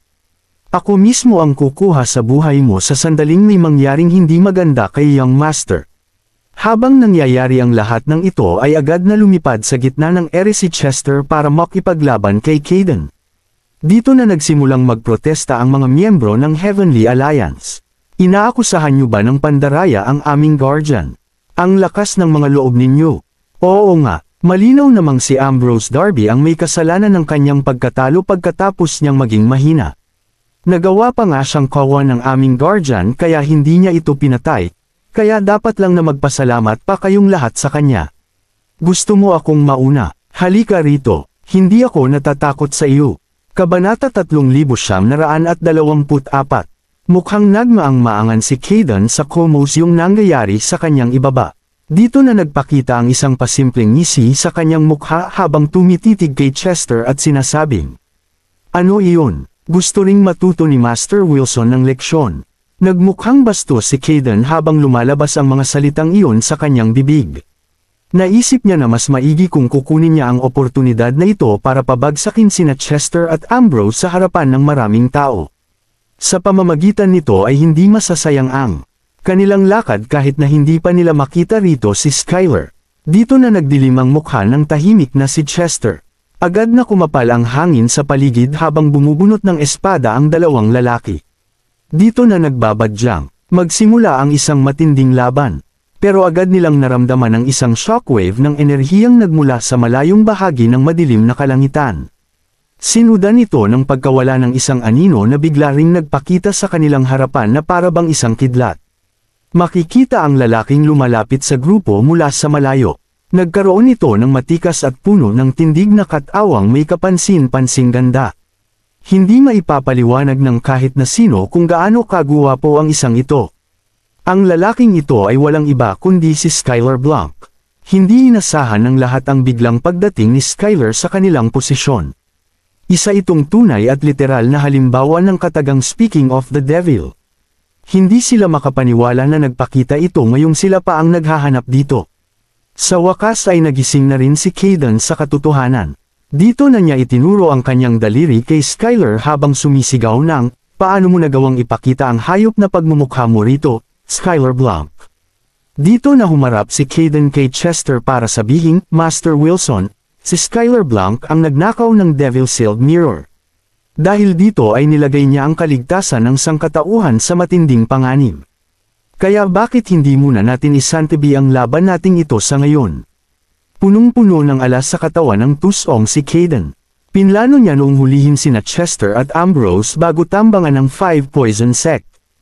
Pero hindi niya inaasahang magpapakita sa kanilang pwesto si Skyler Blanc. Kaya napagdesisyonan ni Caden na mag-request ng pansalamantang alyansa sa pamilya Carter para labanan si Skyler.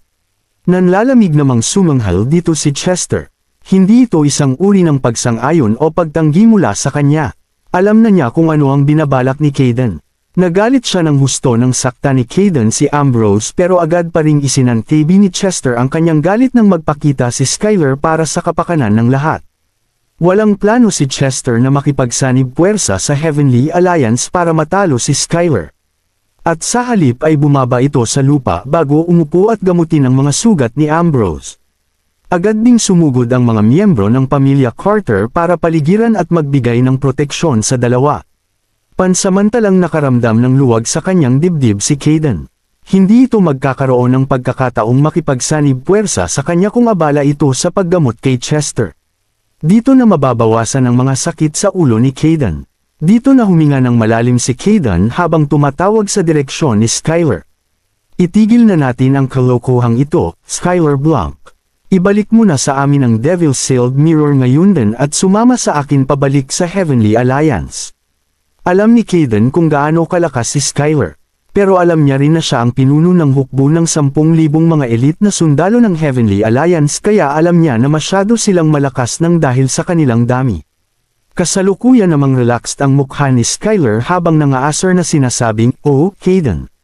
Walang karapatang makipag-usap sa akin ang mga walang kwentang taong kagaya. Muna nang aabuso sa kanilang kapangyarihan.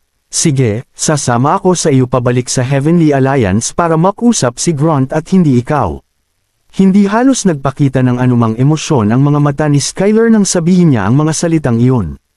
Nagmukha itong seryoso habang nagpapaka-arrogant sa kanyang sarili. Kanina pa tinitingnan ni Skyler ang mga naging galaw ni Caden. Kalahating oras pa lang ang nakalilipas mula noong gawin ni Skyler ang plano na dalhin ang sinaunang nakal-alasong alupihan papunta sa paparating na hukbo ng Heavenly Alliance at pamilya Carter. Pero masyadong naging mabilis ang kanyang paggalaw kaya agad niyang naiwanan ang alupihan sa kanyang likuran.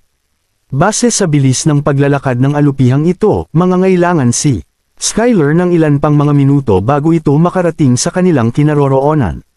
Kaya importante para kay Skyler na panatilihing naririto ang mga miyembro ng Heavenly Alliance hanggang sa pagdating ng alupihan. Namula sa sobrang kahihiyan ng mukha ni Caden nang dahil sa nanglalait na mga salita ni Skyler. Wala na siyang naramdaman kundi kahihiyan noong mga sandaling iyon. "Mga miyembro ng Heavenly Alliance, sundin ninyo ang aking utos." Dito na sumigaw si Caden nang, "Huhulihin natin si Skyler ngayong araw anuman ang mangyari." Dito na kumilos ang 10,000 miyembro ng Heavenly Alliance na gumamit sa kani-kanilang mga internal energy habang binubunot ang kanilang mga espada. Agad silang pumaligid kay Skyler para hindi ito makatakas. Nagmukha namang kalmado si Skyler habang nagpapakita ng isang pasimpleng ngiti sa kanyang mukha. "Oh, wow! Marami-rami rin ang sinama mo sa party na ito. Pero hinding-hindi nyo pa rin ako mahuhuli ngayong gabi. Nagpunta lang kayo rito ngayon para humarap sa isang trahedya." Dito na napatingin ng bahagya si Skyler bago muling ngumiti at isipin. "Ipakita mo na kung ano ang kaya mong gawin, sinaunang nakal-alasong alupihan. Arrogant kang hayop ka." Dito na nagalit ng husto si Caden nang marinig niya ang mga sinabi ni Skyler. Hinanda na niya ang kanyang sarili na ibigay ang utos ng pag-atake sa kanyang mga tauhan. Pero pagkatapos ng isang segundo ay agad silang nakarinig ng sunod-sunod na his sa gitna ng madilim na gabi. Masyadong naging nakakatakot ang paligid na nakapagpanginig sa dibdib ng sinumang naririto. At pagkatapos ay biglang napatingin sa madilim na kalangitan si Caden at ang mga miyembro ng Heavenly Alliance at maging ang pamilya Carter. Dito na sila sabay-sabay na napabuntong hininga ng dahil sa kanilang nakita. Kabanata 3925. Bumulaga sa kanila ang napakalaking nilalang na lumapit sa kanila ng mabilis. Ito ay walang iba kundi ang sinaunang nakaw-alasong alupihan. Nagkaroon ng nasa 100 metrong haba ang alupihang ito habang mapapansin din ang nasa 200 nitong mga paa na gumuhit sa magkabilang gilid ng kanyang katawan. Nababalot ng kulay dark green na kaliskis ang katawan ng alupihang may uhaw sa dugong mga mata. Makikita rin sa likuran nito ang isang pares ng mga pakpak.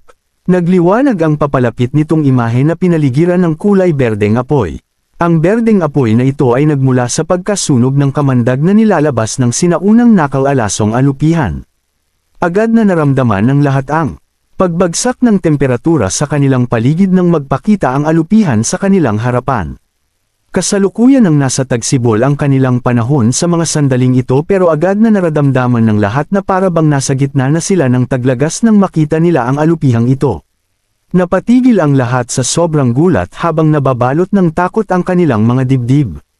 Napakalaking alupihan nito. Paano nagawang magpalakas ng alupihang ito para lumaki ng ganyan? At ano naman ang berdeng apoy sa paligid ng katawan nito? Hindi na napigilan ng lahat ang kanilang pagkagulat. Inakala nila na isa lang pangkaraniwang alupihan ang nilalang sa kanilang harapan. Wala silang kaalam-alam na masyado itong nakalalasan. Kasabay nito ang nasusupresang pagsasalita ng nagpapagaling na si Ambrose, hindi pa ako nakakakita ng ganyan kalaking alupihan.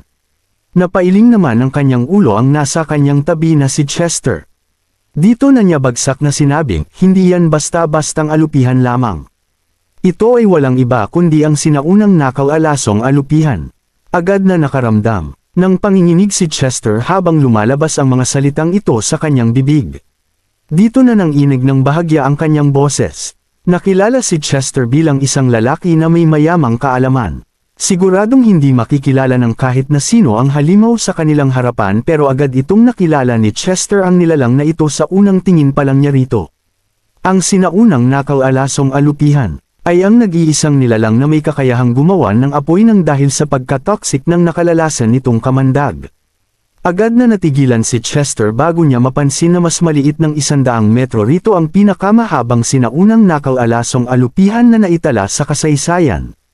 Habang ang isang ito ay mas mahaba ng 100 metro at nagawa rin itong magkaroon ng mga pakpak sa kanyang likuran. 2 pares ng mga pakpak kung titingnan nila ito ng maigi. Masyado itong hindi kapanipaniwala. Ang sinaunang nakaw-alasong alupihan. Dito na natigilan si Ambrose at ang kanyang mga kasama. Dito na nagtanong ang hindi makalabang si Ambrose ng, Tito Chester, ano po ang sinaunang nakaw-alasong alupihan? Huminga naman ng malalim si Chester habang dahan daw ang sinasabi na, ang sinaunang nakaw-alasong alupihan ay isang nakaw-alasong nilalang mula noong unang panahon. Masyadong nakalalasan ang kamandag nito na sumisira sa anumang madaraanan nito.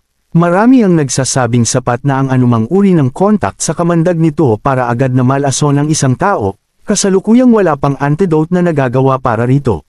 Sa madaling salita ay isa itong nilalang na magdadala ng purong tao sa sinumang makakarinig maging sa pangalan pa lang nito, at kasama na sa mga taong ito ang pinakamalalakas na nilalang sa Godly Region. Pero ilang libong taon nang extinct ang nilalang na iyan kaya hindi ako makapaniwalang nakakita ako nito gamit ang aking mga mata, malapit sa altar ng Five Poison Sect. Isang nilalang na nagdala ng ganitong klase ng takot. Dito na natatakot na nagsama-sama si Ambrose at ang mga miyembro ng pamilya Carter sa paligid ni Chester. Natigilan silang lahat sa kanilang narinig. Inakala nila na isa lang itong pangkaraniwang alupihan. Wala silang kaalam-alam kung ano ba talaga ito kanina. Skylar Blanc. Dito na nagising sa katotohanan si Caden. Agad siyang nangasar at tumawa sa direksyon ni Skylar. Panipi, inakala ko naman na nagdala ka ng isang hukbo para makapagsalita ka ng ganito. Ang tanging kasama mo lang ngayon ay isang higanteng alupihan. Hindi naging ganito katalino si Caden kaya wala itong ideya na ang nilalang sa kanyang harapan ay isa sa pinakanakamamatay na nilalang sa kasaysayan. Inakala rin maging ng mga tao sa kanyang paligid na isa lang itong pangkaraniwang alupihan. Nagpakita naman dito si Skylar ng isang ngisi habang hindi nagsasalita ng kahit na ano. At sa halip ay kinapa niya pa ang kanyang mga bulsa bago kunin ang isang pouch na kanyang ibinuhos sa mga tao na nasa kanyang ibaba. Ito ay isang pouch na naglalaman ng pollen of blinding fragrance. Agad na bumagsak na parang isang hamog ang pulbos na bomb alot sa mga taong nasa ibaba. Masyadong makapal at matapang ang amoy nito na nag-alis sa mga senses sa katawan ng mga miyembro ng Heavenly Alliance. Ginawa ito ni Skylar dahil sensitive sa amoy ng pollen na ito ang sinaunang nakal-alasong alupihan. Isa siyempre itong impormasyon na hindi alam ng karamihan ng mga tao. Rito, makikita lamang ang impormasyong ito sa lihim na mga manual ng 5 Poison Sect. Dito na natutuwang tinawag ni Skylar si Caden. Hahayaan ko muna kayong makipaglaro sa higanting alupihan na iyan. Pasensya na pero hindi ako makakasali sa pagkakataong ito. Column. At pagkatapos ay agad na lumipad si Skylar palayo sa madilim na kalangitan. Iniisip niya ba na makakatakas siya sa atin? Dito na, pinagpega ni Caden ang kanyang mga balikat bago ihanda ang kanyang sarili na utusan ang mga miyembro ng Heavenly Alliance na habulin si Skylar. Sa ilalim ng impluensya ng pollen ay agad na hindi na kontrol ng sinaunang nakal-alasong alupihan ang pagkauhaw nito sa dugo, at sa loob ng ilang mga sunod-sunod na his ay agad itong sumugod sa mga miyembro ng Heavenly Alliance. Tanging ang nakita ng lahat ay ang 200 nitong mga paa na sumusugod sa mga tao na parang matatalim na blade na nagdala ng madugong kaguluhan sa kanilang lahat. Arg! Masyadong naging mabilis ang pagpapakita nito kaya agad nitong nahuli ang karamihan sa mga miyembro ng Heavenly Alliance na hindi nakapaghanda ng kanilang mga depensa. Agad na gumawa ang mga ito ng nakabibinging mga sigaw bago pa isa-isang bumagsak sa sarili nilang mga dugo. Kabanata 3926. Pero mas lumala pa ang kanilang sitwasyon nang ibuka na ng sinaunang nakal-alasong alupihan ang malaki nitong bunganga para sunod-sunod na ilabas ang malakas na berdeng apoy. Naglalaman ng kamandag ang berdeng apoy na ito kaya agad na naging mga kulay porselanang mga kalansay ang ilang daang miyembro ng Heavenly Alliance nang matamaan sila ng berdeng apoy na ibinuga ng alupihan sa loob ng isang iglap. Sigurado na isa itong makapanindig balahibong eksena para sa kahit na sinong makakakita rito. Hindi na makapaniwala pa si Caden sa kanyang nakikita habang nawawala sa kanyang sarili ng dahil sa tindi ng galit at pagkagulat na kanyang nararamdaman.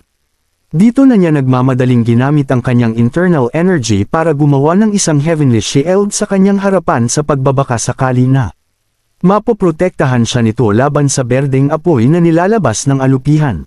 Agad na tumama ang berdeng apoy sa heavenly shield na lumuso dito sa loob lang ng ilang segundo. Dito na biglang umikot ang katawan ng sinaunang nakal-alasong alupihan para hamampas papunta sa direksyon ni Caden. Hindi na nagkaroon pa ng oras si Caden para makailag kaya agad itong tumusok sa layong ilang daang metro bago bumagsak ng malakas sa lupa at samukan ng dugo sa kanyang pwesto. Dito na nahirapang tumayo si Caden. Namula ng gusto ang kanyang mga mata sa sobrang galit habang nakatitig sa sinaunang nakal-alasong alupihan. Siya ang kilalang guardian ng Heavenly Alliance pero nagawa pa rin siyang sakta ng alupihang ito. Ano na lang ang mangyayari sa kanyang pride sa sandaling malaman ito ng lahat. Siguradong mababaliw siya sa sobrang gigil sa sandaling hindi niya maiuwi ang ulo ng halimaw na ito. Napakatindi ng lakas nito. Agad na nawala ng kulay ang mukha ng mga miyembro ng Heavenly Alliance nang makita nila ang lakas ng berdeng apoy na ibinubuga ng alupihan. Masyadong nakakatakot ang berdeng apoy na ito dahil nagawa nitong lusawin maging ang Heavenly Shield na ginawa ng ating guardian. Oo nga, ano ba talaga ang mayroon sa alupihang iyan? Habang namumutla ang mga miyembro ng Heavenly Alliance sa sobrang takot, pinilit namang pigilan ng pamilya Carter ang kanilang mga emosyon. Masyado talagang nakakatakot ang sinaunang nakal-alasong alupihan na ito. Sasapat kaya ang nasa 10,000 mga miyembro ng Heavenly Alliance para matalo ito. Mukhang nawala sa sariliya ng halimaw na iyon. Agad nitong nilabas ang malatinador nitong dila bago muling sumugod sa mga miyembro ng Heavenly Alliance. Arg! Dito na muling narinig ng lahat ang mga makapanindig balahibong sigaw ng mga sundalo habang namamatay ang ilang daan pang miyembro ng Heavenly Alliance. Nakarating na sa kanyang limit si Caden sa mga sandaling ito. Ang lakas ng loob mong gumalaw ng walang awa sa aking mga tauhan Dito na niya binunot ang mahaba niyang espada na. Sinamahan ng isang makinang na latigo, naglabas ito ng isang nakabubulag na liwanag na gumuhit sa ere bago hamampas sa direksyon ng nakal-alasong alupihan. Nagmukha namang malakas ang espadang hawak ni Kaidan nang dahil sa ginto nitong Shin na may kakayahang tumalo ng libu-libong mga sundalo. Pero hindi pa rin ito nagawang mag-iwan ng anumang marka sa katawan ng sinaunang nakal-alasong alupihan. Dito na tuluyang nagtaka ang hindi makapaniwalang si Kaidan, paano naging ganito kalakas ang alupihang iyan.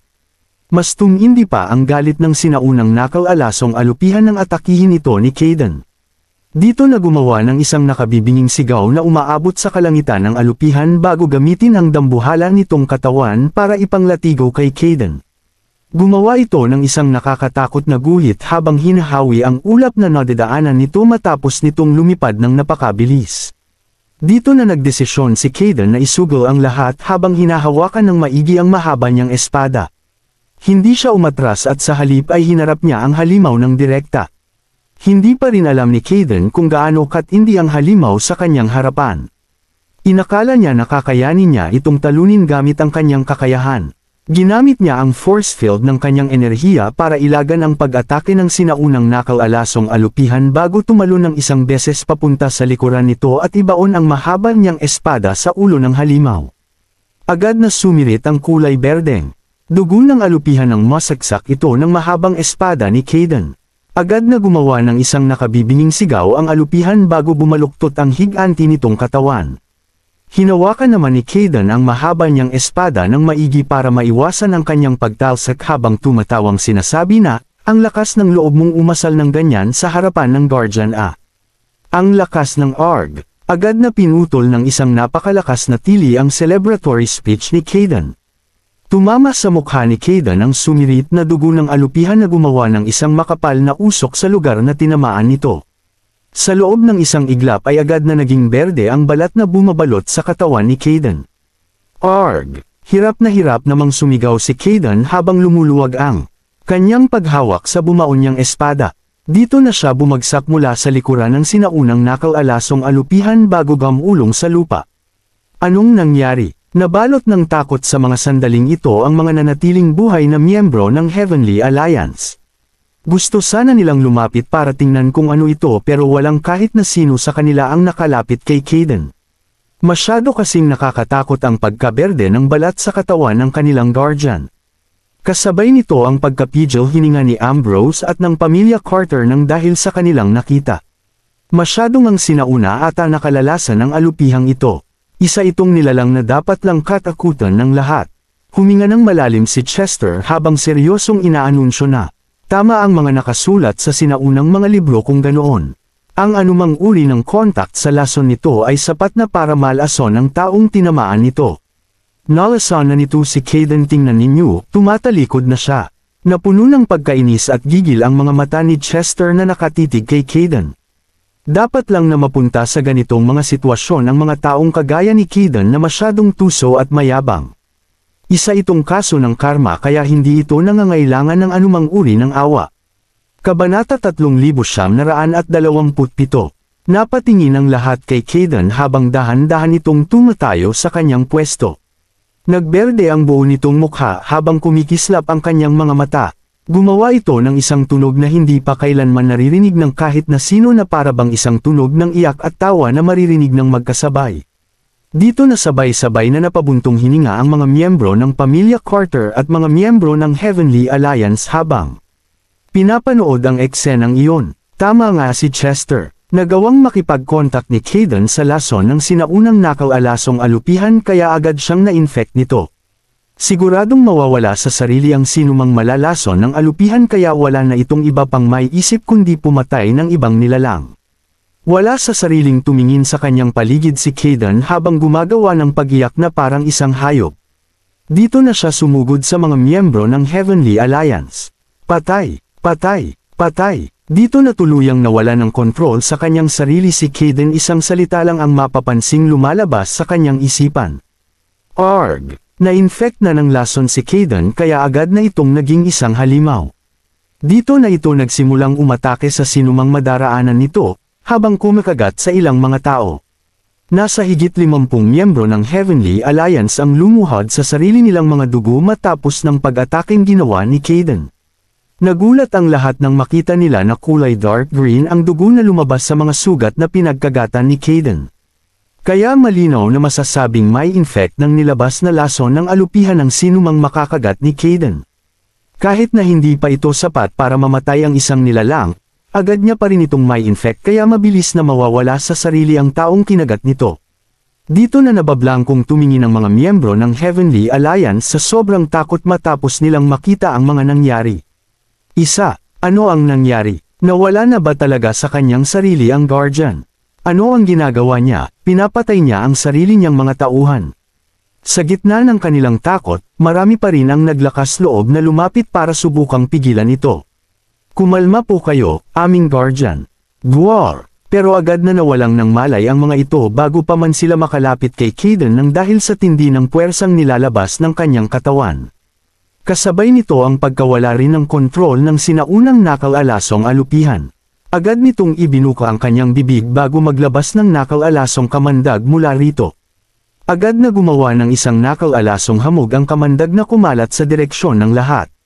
Mabilis at steady na kumalat ang hamog kaya hindi nagtagal ay agad itong nalanghap ng karamihan sa mga miyembro ng Heavenly Alliance. Agad na napahawak ang mga ito sa kanilang mga leeg habang umiiyak na para bang wala ng bukas. Kumalat ang nakal-alasong hangin sa kanilang mga katawan bago matulad ang mga ito kay Kayden.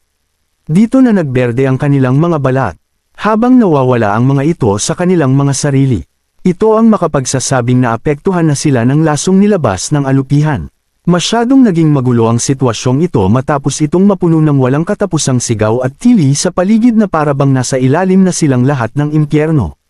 Hindi naman umalis ang tingin ng mga miyembro ng pamilya Carter sa mga ito ng kahit isang sandali. Dito na nanlambot ng husto ang kanilang mga binti.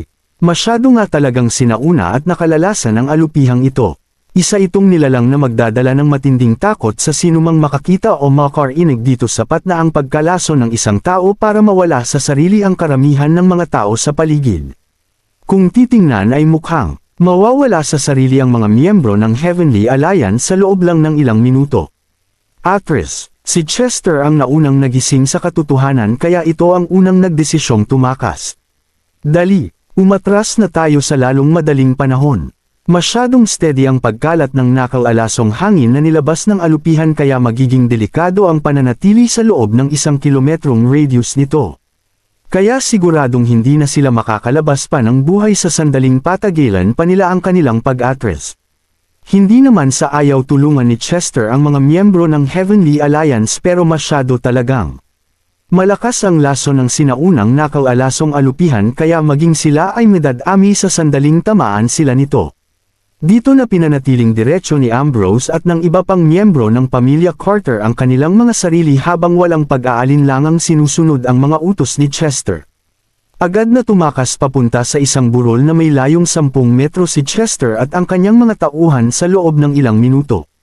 Habang tumatalikod ay nagagawa pa rin nilang makita ang pagpasok ng sinaunang nakal-alasong alupihan sa kanyan habang umaatake ng walang tigil sa sinumang madaanan nito. Napabuntong hininga na lang ang lahat habang hindi maipaliwanag ang kanilang mga mukha sa mga sandaling iyon. Dito na tuluyang nabalot ng kulay berdeng hamog na puno ng lason ang buong kanyan. Tito Chester, hindi naman maiwasang ilabas ni Ambrose ang kanyang concern. Ano na ang susunod nating gagawin? Mahahalatang dinala rito ni Skylar Blanc ang sinaunang nakal-alasong alupihan para pigilan tayo sa pagpunta sa altar ng Five Poison Sect. Kaya sigurado ako na doon siya kasalukuyang nagtatago ngayon. Tumatango namang sumagot si Chester ng, tama ka riyan. Tanging ang kanya na ito lang ang daan papunta sa Five Poison Sect pero kasalukuyan na itong nababalot ng nakal-alasong hamog kaya hindi natin magagawang dumaan dito. At higit sa lahat, masyado ring malakas ang alupihan na iyon kaya ikinakatakot ko na aka walang kahit na sino sa Nine Mainland ang may kakayahang tumalo rito. Habang nagsasalita, biglang pumasok si Daryl sa isipan ni Chester. Kung nandito lang si Daryl, buntong hininga nito, hindi na naiwasan pang mag-alala ni Chester nang maisip niya si Daryl. 5 araw na ang nakalilipas mula nung umalis ito para magpunta sa Godly Region pero wala pa rin silang balita tungkol dito hanggang ngayon. Dito na napatingin ang lahat sa isa't isa habang dahan-daw ang nagpapanik ang kanilang mga dibdib. Tamang-tama ang mga sinabi ni Chester. Nagawang patayin ng sinaunang nakal-alasong alupihan si Kayden at ang 10,000 mga miyembro ng Heavenly Alliance. walang natirang buhay na kahit isa sa mga ito. Siguradong magdadala ang ng peligro sa Nine Mainland ang alupihan sa sandaling makalabas ito sa bulubunduking iyon. Kabanata 3928. Hindi pa nila nahuhuli si Skyler at ngayon ay dumagdag pa ang sinaunang nakal-alasong alupihan na ito sa mga nilalang na kailangan nilang tapusin. Hindi naging maganda ang mga bagay-bagay sa mga sumunod na segundo. Kayo riyan, halika kayo rito. Isang bagay ang pumasok sa isipan ni Chester. Dito na siya tumingin sa mga tao sa kanyang paligid habang sinasabi na, magpadala kayo ng mga tauhan sa malalaking sekta ng Nine Mainlands para humingi ng tulong. Ikwento ninyo sa kanila ng detalyado kung ano ang nangyari. Oo nga pala, magpadala rin kayo ng mga tauhan kina Senior Divine Famer. Dal iyan ninyo, hindi suy naman sina Senior Divine Farmer sa hukbo ni na Chester at Ambrose papunta sa Five Poison Sect. At sa halip ay hinayaan nila itong manatili sa likuran kasama ni na Zubaji, Chang'er at iba pa. Dahil wala si Daryl dito, ang naiwang si Senior Divine Farmer na lang ang natira nilang pag-asa. Sa bagay, nagkaroon pa rin ng titulong Medicine Ancestor si Senior Divine Farmer kaya malaki ang tsansa na makahanap ito ng paraan para matalo ang sinaunang nakal-alasong alupihan. Sige, agad na kumilos ang mga miyembro ng pamilya Carter nang matanggap nila ang utos. Nanatili naman sa burol sina Chester, Ambrose at iba pa nilang mga kasama para bantayan ang bawat galaw ng alupihan. Sa kabilang banda ng Five Poison Sect, sumigaw si Skyler sa ere habang paikot-ikot na lumilipad sa paligid. Siniguro niyang walang sumusunod sa kanya bago siya bumalik sa altar ng Five Poison Sect. Sect Master, nang makalapag ay agad siyang binati ng nagmamadaling lumalapit na si Kendall. Agad na makikita ang pag-asa sa kanyang mukha. Kumusta po ang naging plano natin? Sa totoo lang ay kay Kendall nakaatas ang pagpapakawala sa sinaunang nakal-alasong alupihan. Pero masyado itong malakas kaya walang sapat na kakayahan si Kendall para dalhin ito sa kanyan. Ito ang dahilan kung bakit si Skyler ang gumawa ng bagay na ito. Ngumiti naman si Skyler sa naging tanong ni Kendall. Nagtagumpay ang ating plano. Hindi lang Heavenly Alliance ang nagawang pigilan ng sinaunang nakal-alasong alupihan. Dahil nagawa rin itong mapaatras ang mga Carter. Sa ngayon ay kasalukuyan ng nababalot ng nakal-alasong hamog ang buong kanyan kaya maituturing na ito bilang isang mapanganib na bahagi ng inyong teritoryo. Matagal-tagal din itong hindi madadaanan ng kahit na sino. Tagumpay, mukhang natuwa ng husto si Kendall sa sagot na kanyang nakuha. Dito na pumasok ang isang bagay sa kanyang isipan. Narinig ko na nagpunta raw si Daryl Darby sa Godly Region para kumuha ng Glazed Water, Sect Master. Mukhang para ito kina Dax Sanders at Neil Wilson na kasalukuyang tinitirhan ng mga soul-devouring bloodworms. Habang nagsasalita ay sinubukan ni Kendall na ibahagi ang kanyang binabalak kay Skyler. Dapat lang na, tapusin natin ang pamilya Carter habang wala pa rito si Daryl Darby. Ang pagpatay kay Daryl at ng pamilya Carter ay ang matagal ng pinakahihiling ni Kendall. Hindi niya ito nakalimutan ng kahit na isang sandali. Dito na huminga ng malalim si Skyler habang nakasimangot na sinasabing, hindi, magagamit pa natin ang mga Carter kaya mas maigi kung bubuhayin muna natin sila sa ngayon. Kasunod nito ang pagbibigay ni Skyler ng isang utos. Sa loob ng 3 araw ay lalabas na si Archfiend Antigonus mula sa Devil-Sealed Mirror.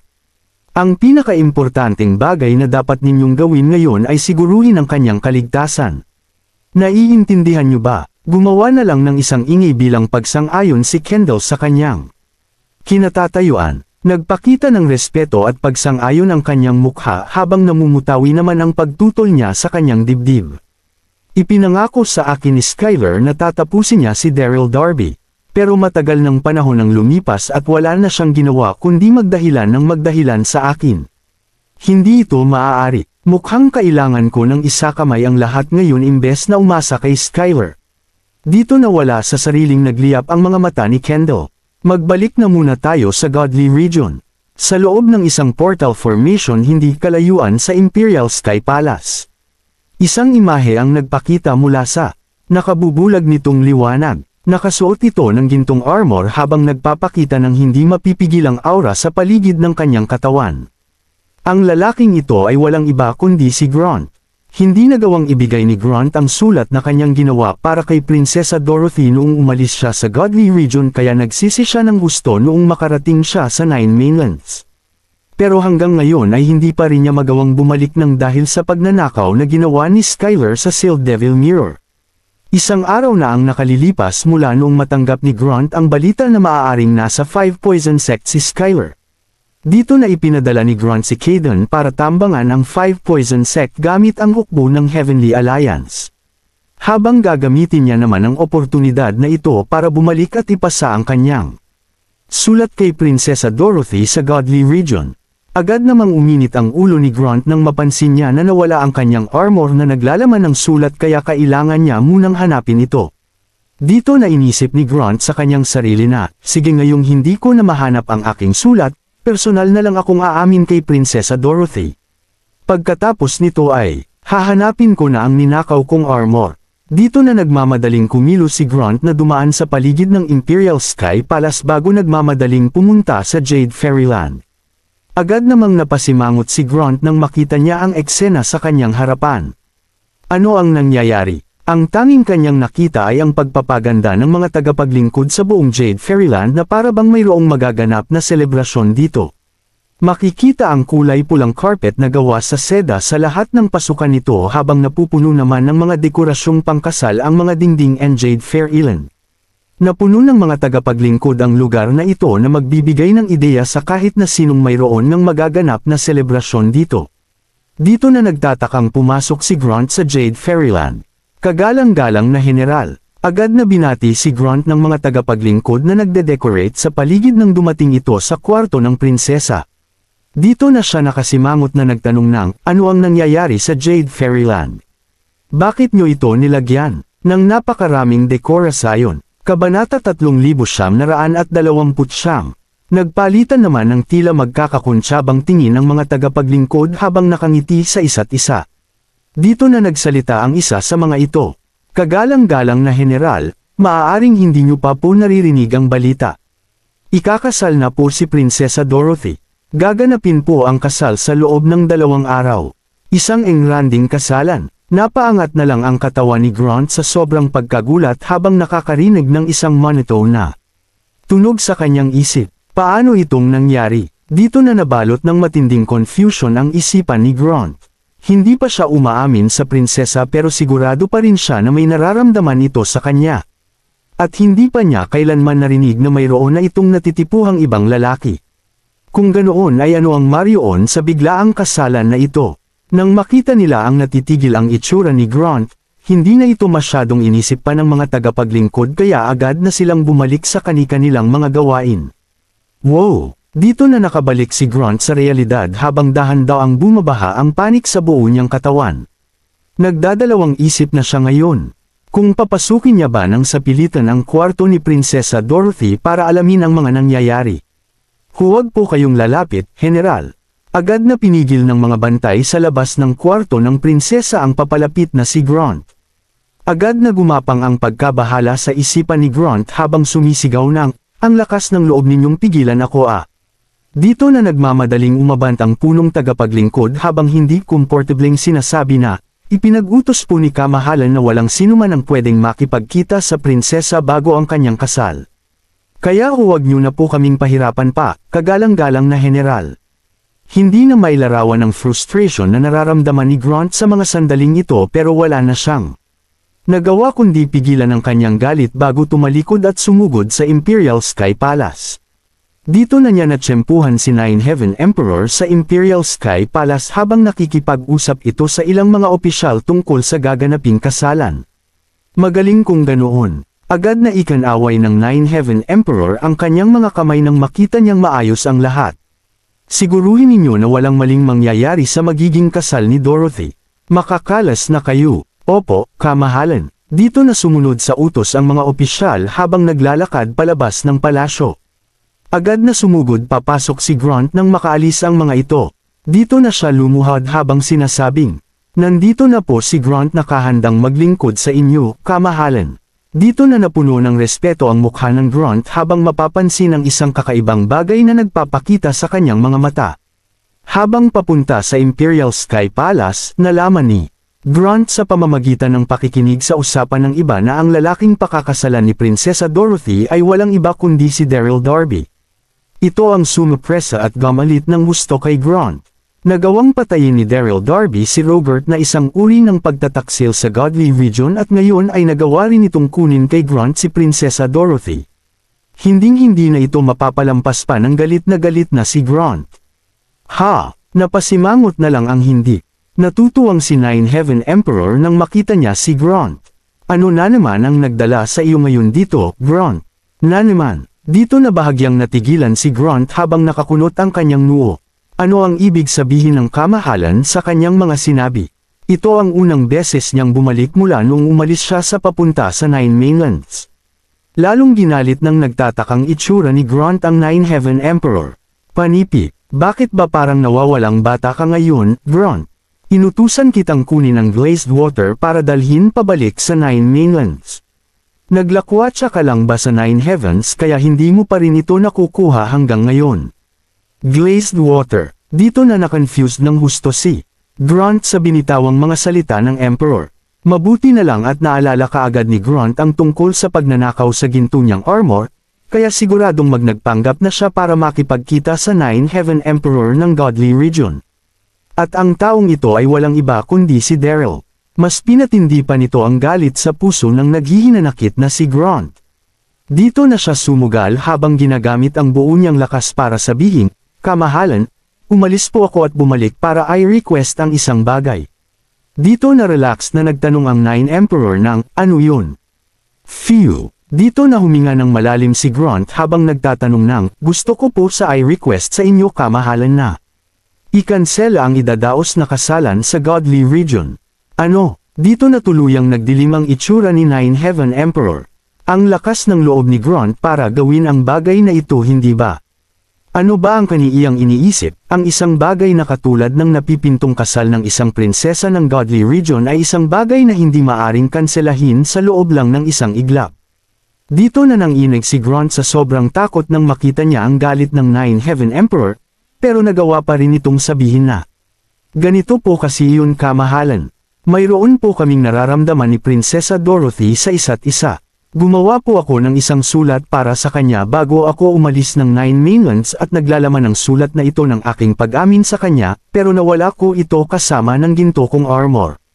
Kaya nagsususpecha po ako na ninakaw ni Daryl Darby ang ginto kong armor at pumasok sa Godly Region gamit ang aking pagkatao para humingi sa inyo ng glazed water at para linlangan ang prinsesa. Tinapos ni Grant ang kanyang pagsasalita sa pamamagitan ng, nakikiusap po ako na sana ay maging patas po kayo rito, kamahalan. Ginaya ni Daryl Darby ang itsura ni Grant. Agad namang nagdilim ng husto ang itsura ng Nine Heaven Emperor sa mga sandaling ito bago nakasumangot na sumagot ng, alam kong may nararamdaman ka para kay Dorothy, Grant. Kaya pinapatawad na kita sa mga ginawa mong kwento laban kay Daryl Darby, hindi kita hahayaang makialam sa gaganaping kasal ng anak ko. At pagkatapos ay ikanaway ng Nine Heaven Emperor ang kanaiyang kamay habang sinasabi na, iyon lang. Makakaalis ka na. Hindi nakatakataka na hindi naniwala ang Nine Heaven Emperor sa mga sinabi ni Grant. Na ang Grant na nagpunta rito para makipagkita kay Prinsesa Dorothy ay hindi talaga si Grant kundi si Daryl Darby na nagpanggap na si Grant. Kabanata 3930. Ganito nakikita ni Nine Heaven Emperor ang mga bagay-bagay. Mayroong nararamdaman si Grant kay Prinsesa Dorothy kaya gumawa ito ng kwento para subukang pigilan ang napipinto nitong kasal. Kamahalan, agad na nagsimulang magpanik si Grant nang makita niya na hindi naniniwala sa kanya si Nine Heaven Emperor. Nakahanda po akong itaya ang aking buhay para patunayang totoo po ang aking mga sinasabi. Hindi siya maaaring pakasalan ng prinsesa, ako. Malapit nang maiyak si Grant sa mga sandaling ito. Magpapakasal ang pinakamamahal niyang prinsesa sa ibang lalaki. Kaya paano niya ito magagawang tanggapin? Itikong mo ang bibig mo. Agad na pinutol ng nakakatakot na sigaw ng Nine Heaven Emperor ang pagsasalita ni Grant bago pa man ito matapos. Grant, naging maganda at kagalang-galang ang pagtrato ko sa iyo. Kaya umaasa ako na hindi ka magpapadalos-dalos at gagawa ng kwentong sisira sa ating dalawa. Nagmamahalan sina Daryl Darby at ang prinsesa kaya sila ang perpektong nababagay sa isa't isa. Maging ako ay pumapayag sa kanilang pagmamahalan at sa kasal na ito kaya mas maigi kong ititikom muna lang ang iyong bibig. Sa kasamaang palad ay nagkaroon ka ng nararamdaman sa prinsesa pero wala tayong magagawa kundi tanggapin ang katotohanan. Tatanggalan kita ng posisyon bilang aking general sa sandaling magpatuloy ka sa kalokohang ito. Tinapos ng emperor ang kanyang pagsasalita sa pamamagitan ng pagkaway sa kanyang kamay. Sige na, marami pa tayong bagay na dapat ayusin sa Nine Mainlands. Lalo na ang Devil-Sealed Mirror na ninakaw ni Skylar. Kinakailangan mo itong hanapin para sa akin. Huwag na huwag mo akong bibiguin. Nagpapakumbaba po akong Otres sa inyong harapan, kamahalan. Sagot ni Grant bago umalis ng walang kapag-apag-asa sa Imperial Sky Palace. Kasalukuyan nang nag-uumapo sa luha ang kanyang mga mata sa mga sandaling ito. Daryl Darby, sinusumpa ko na makakaranas ka ng libo-libong mga sakuna sa ginawa mong pagnanakaw sa aking prinsesa. Sa kabilang banda ng Nine Mainlands, parang isang wildfire na kumalat sa Nine Mainlands ang tungkol sa pagpapakawala ni Skylar ng isang sinaunang nakal-alasong alupihan na Lamason kay Kaden at sa mga miyembro ng Heavenly Alliance. Kumalat ito mula sa iba't ibang sekta na gamulat sa lahat ng nakarinig dito. Hindi nagtagal ay tumugon na rin sa pagtawag ng tulong ni Chester ang iba't ibang mga sekta kaya agad silang nagpadala ng mga tauhan dito. Kabilang sa mga tumulong na sekta ang Elixir Sect, Famed Sword Manor Westrington Sect at iba pa. Maliban dito ay agad ding sumugod sina Senior Divine Farmer, Zubaji at Chang'er para tumulong nang marinig nila ang balita. Nagtipon-tipon ang mga disipulo ng iba't ibang sekta sa layong 50,000 mula sa altar ng Five Poison Sect. Umabot sa ilang daang libo ang bilang ng mga ito sa mga sandaling iyon. Naging ingrandi ang mga ito matapos nilang ipakita ang seryoso nilang mga mukha. May ilang libong metro ang layo ng burol na ito sa kanyan na kailangan nilang daanan para makarating sa Five Poison Sect. Kasalukuyan Ethan ngayong nababalot ng nakal-alasong hamog habang nababalot ng nakabibinging katahimikan. Wala rin silang napansin na kahit kaunting bakas ng buhay sa parang ghost town na kanyan. Matatagpuan sa entrance ng kanyan ang dambuhalang imahe ng sinaunang nakal-alasong alupihan. Kasalukuyan itong nakapulupot habang nagpapahinga sa kanyang pwesto. Makikita sa paligid nito ang isang grupo ng mga kulay berdeng mga taong naglalakad na parang mga zombies habang ipinapakita ang blanko at nakakatakot nilang mga mata. Ang mga ito ay ang mga taong tinamaan ng lasong nilabas ng alupihan na si Kaden at ang kanyang mga tauhan mula sa Heavenly Alliance.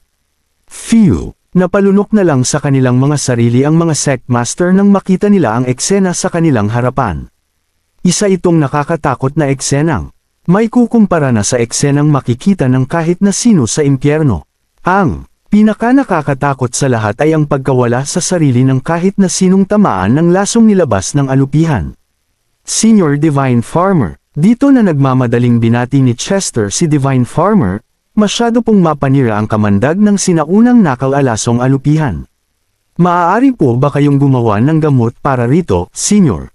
Swish! Agad na napatingin ang lahat kay Divine Farmer nang marinig nila ang tanong ni Chester.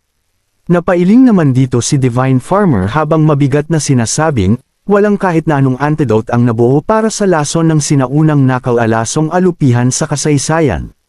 Ilang taon din itong pinag-aralan ng mga doktor para subukang gamutin ang mga taong naapektuhan ng lason nito pero sa huli ay nabigo pa rin sila rito. Siguradong wala ng pag-asa pang bumalik sa dati ang mga taong iyon. Agad na bumagsak ang puso ni Chester at ng mga tao sa kanyang paligid nang marinig nila ito. Pero, dito na binago ni Divine Farmer ang kanyang tono sa pagsasalita habang sinasabi na, maaaring ang malaki ang sinaunang nakal-alasong alupihan na iyan na mayroon ding nakakayahan na maglabas ng napakatinding lason pero hindi pa rin ito nangangahulugan na hindi ito matatalo ng kahit na sino. Ang dapat lang nating gawin ay bumuo ng isang higanteng trap formation sa entrance ng kanyan na ito. Sa pamamagitan nito ay magagawa nating ikulong ang alupihang iyan kasama ng nasa 10,000 tao na naapektuhan ng lason nito. Dito na natin magagawang kontrolin ang sitwasyon kahit na papaano. Agad kong pag-aaralan ng tungkol sa antidote ng venom nito sa sandaling maikulong natin ang alupihang iyan. Wow! Dito na napuno ng tuwa ang mukha ng lahat matapos nilang marinig ang mga sinabi ng Divine Farmer. Lalo na si Zubaji na tumawa ng malakas habang nakahawak sa kanyang tiyan. Ha! Sinasabi ko na nga bang masosolusyonan ito ni Divine Farmer. Isa pa ring halimaw sa lupa ang sinaunang nakal-alasong alupihan na iyan kahit nagaano pa ito katindi. Pansalamantala nating masosolusyonan ang ating problema habang naghahanap ng daan papasok sa 5 Poison Sect sa sandaling maikulong natin ito. Bakit nga ba hindi ko ito naisip kanina? Panipi, 2B, continued. Maraming salamat po, mga kamaster, paki-subscribe, and hit the notification bell para sa susunod nating kabanata.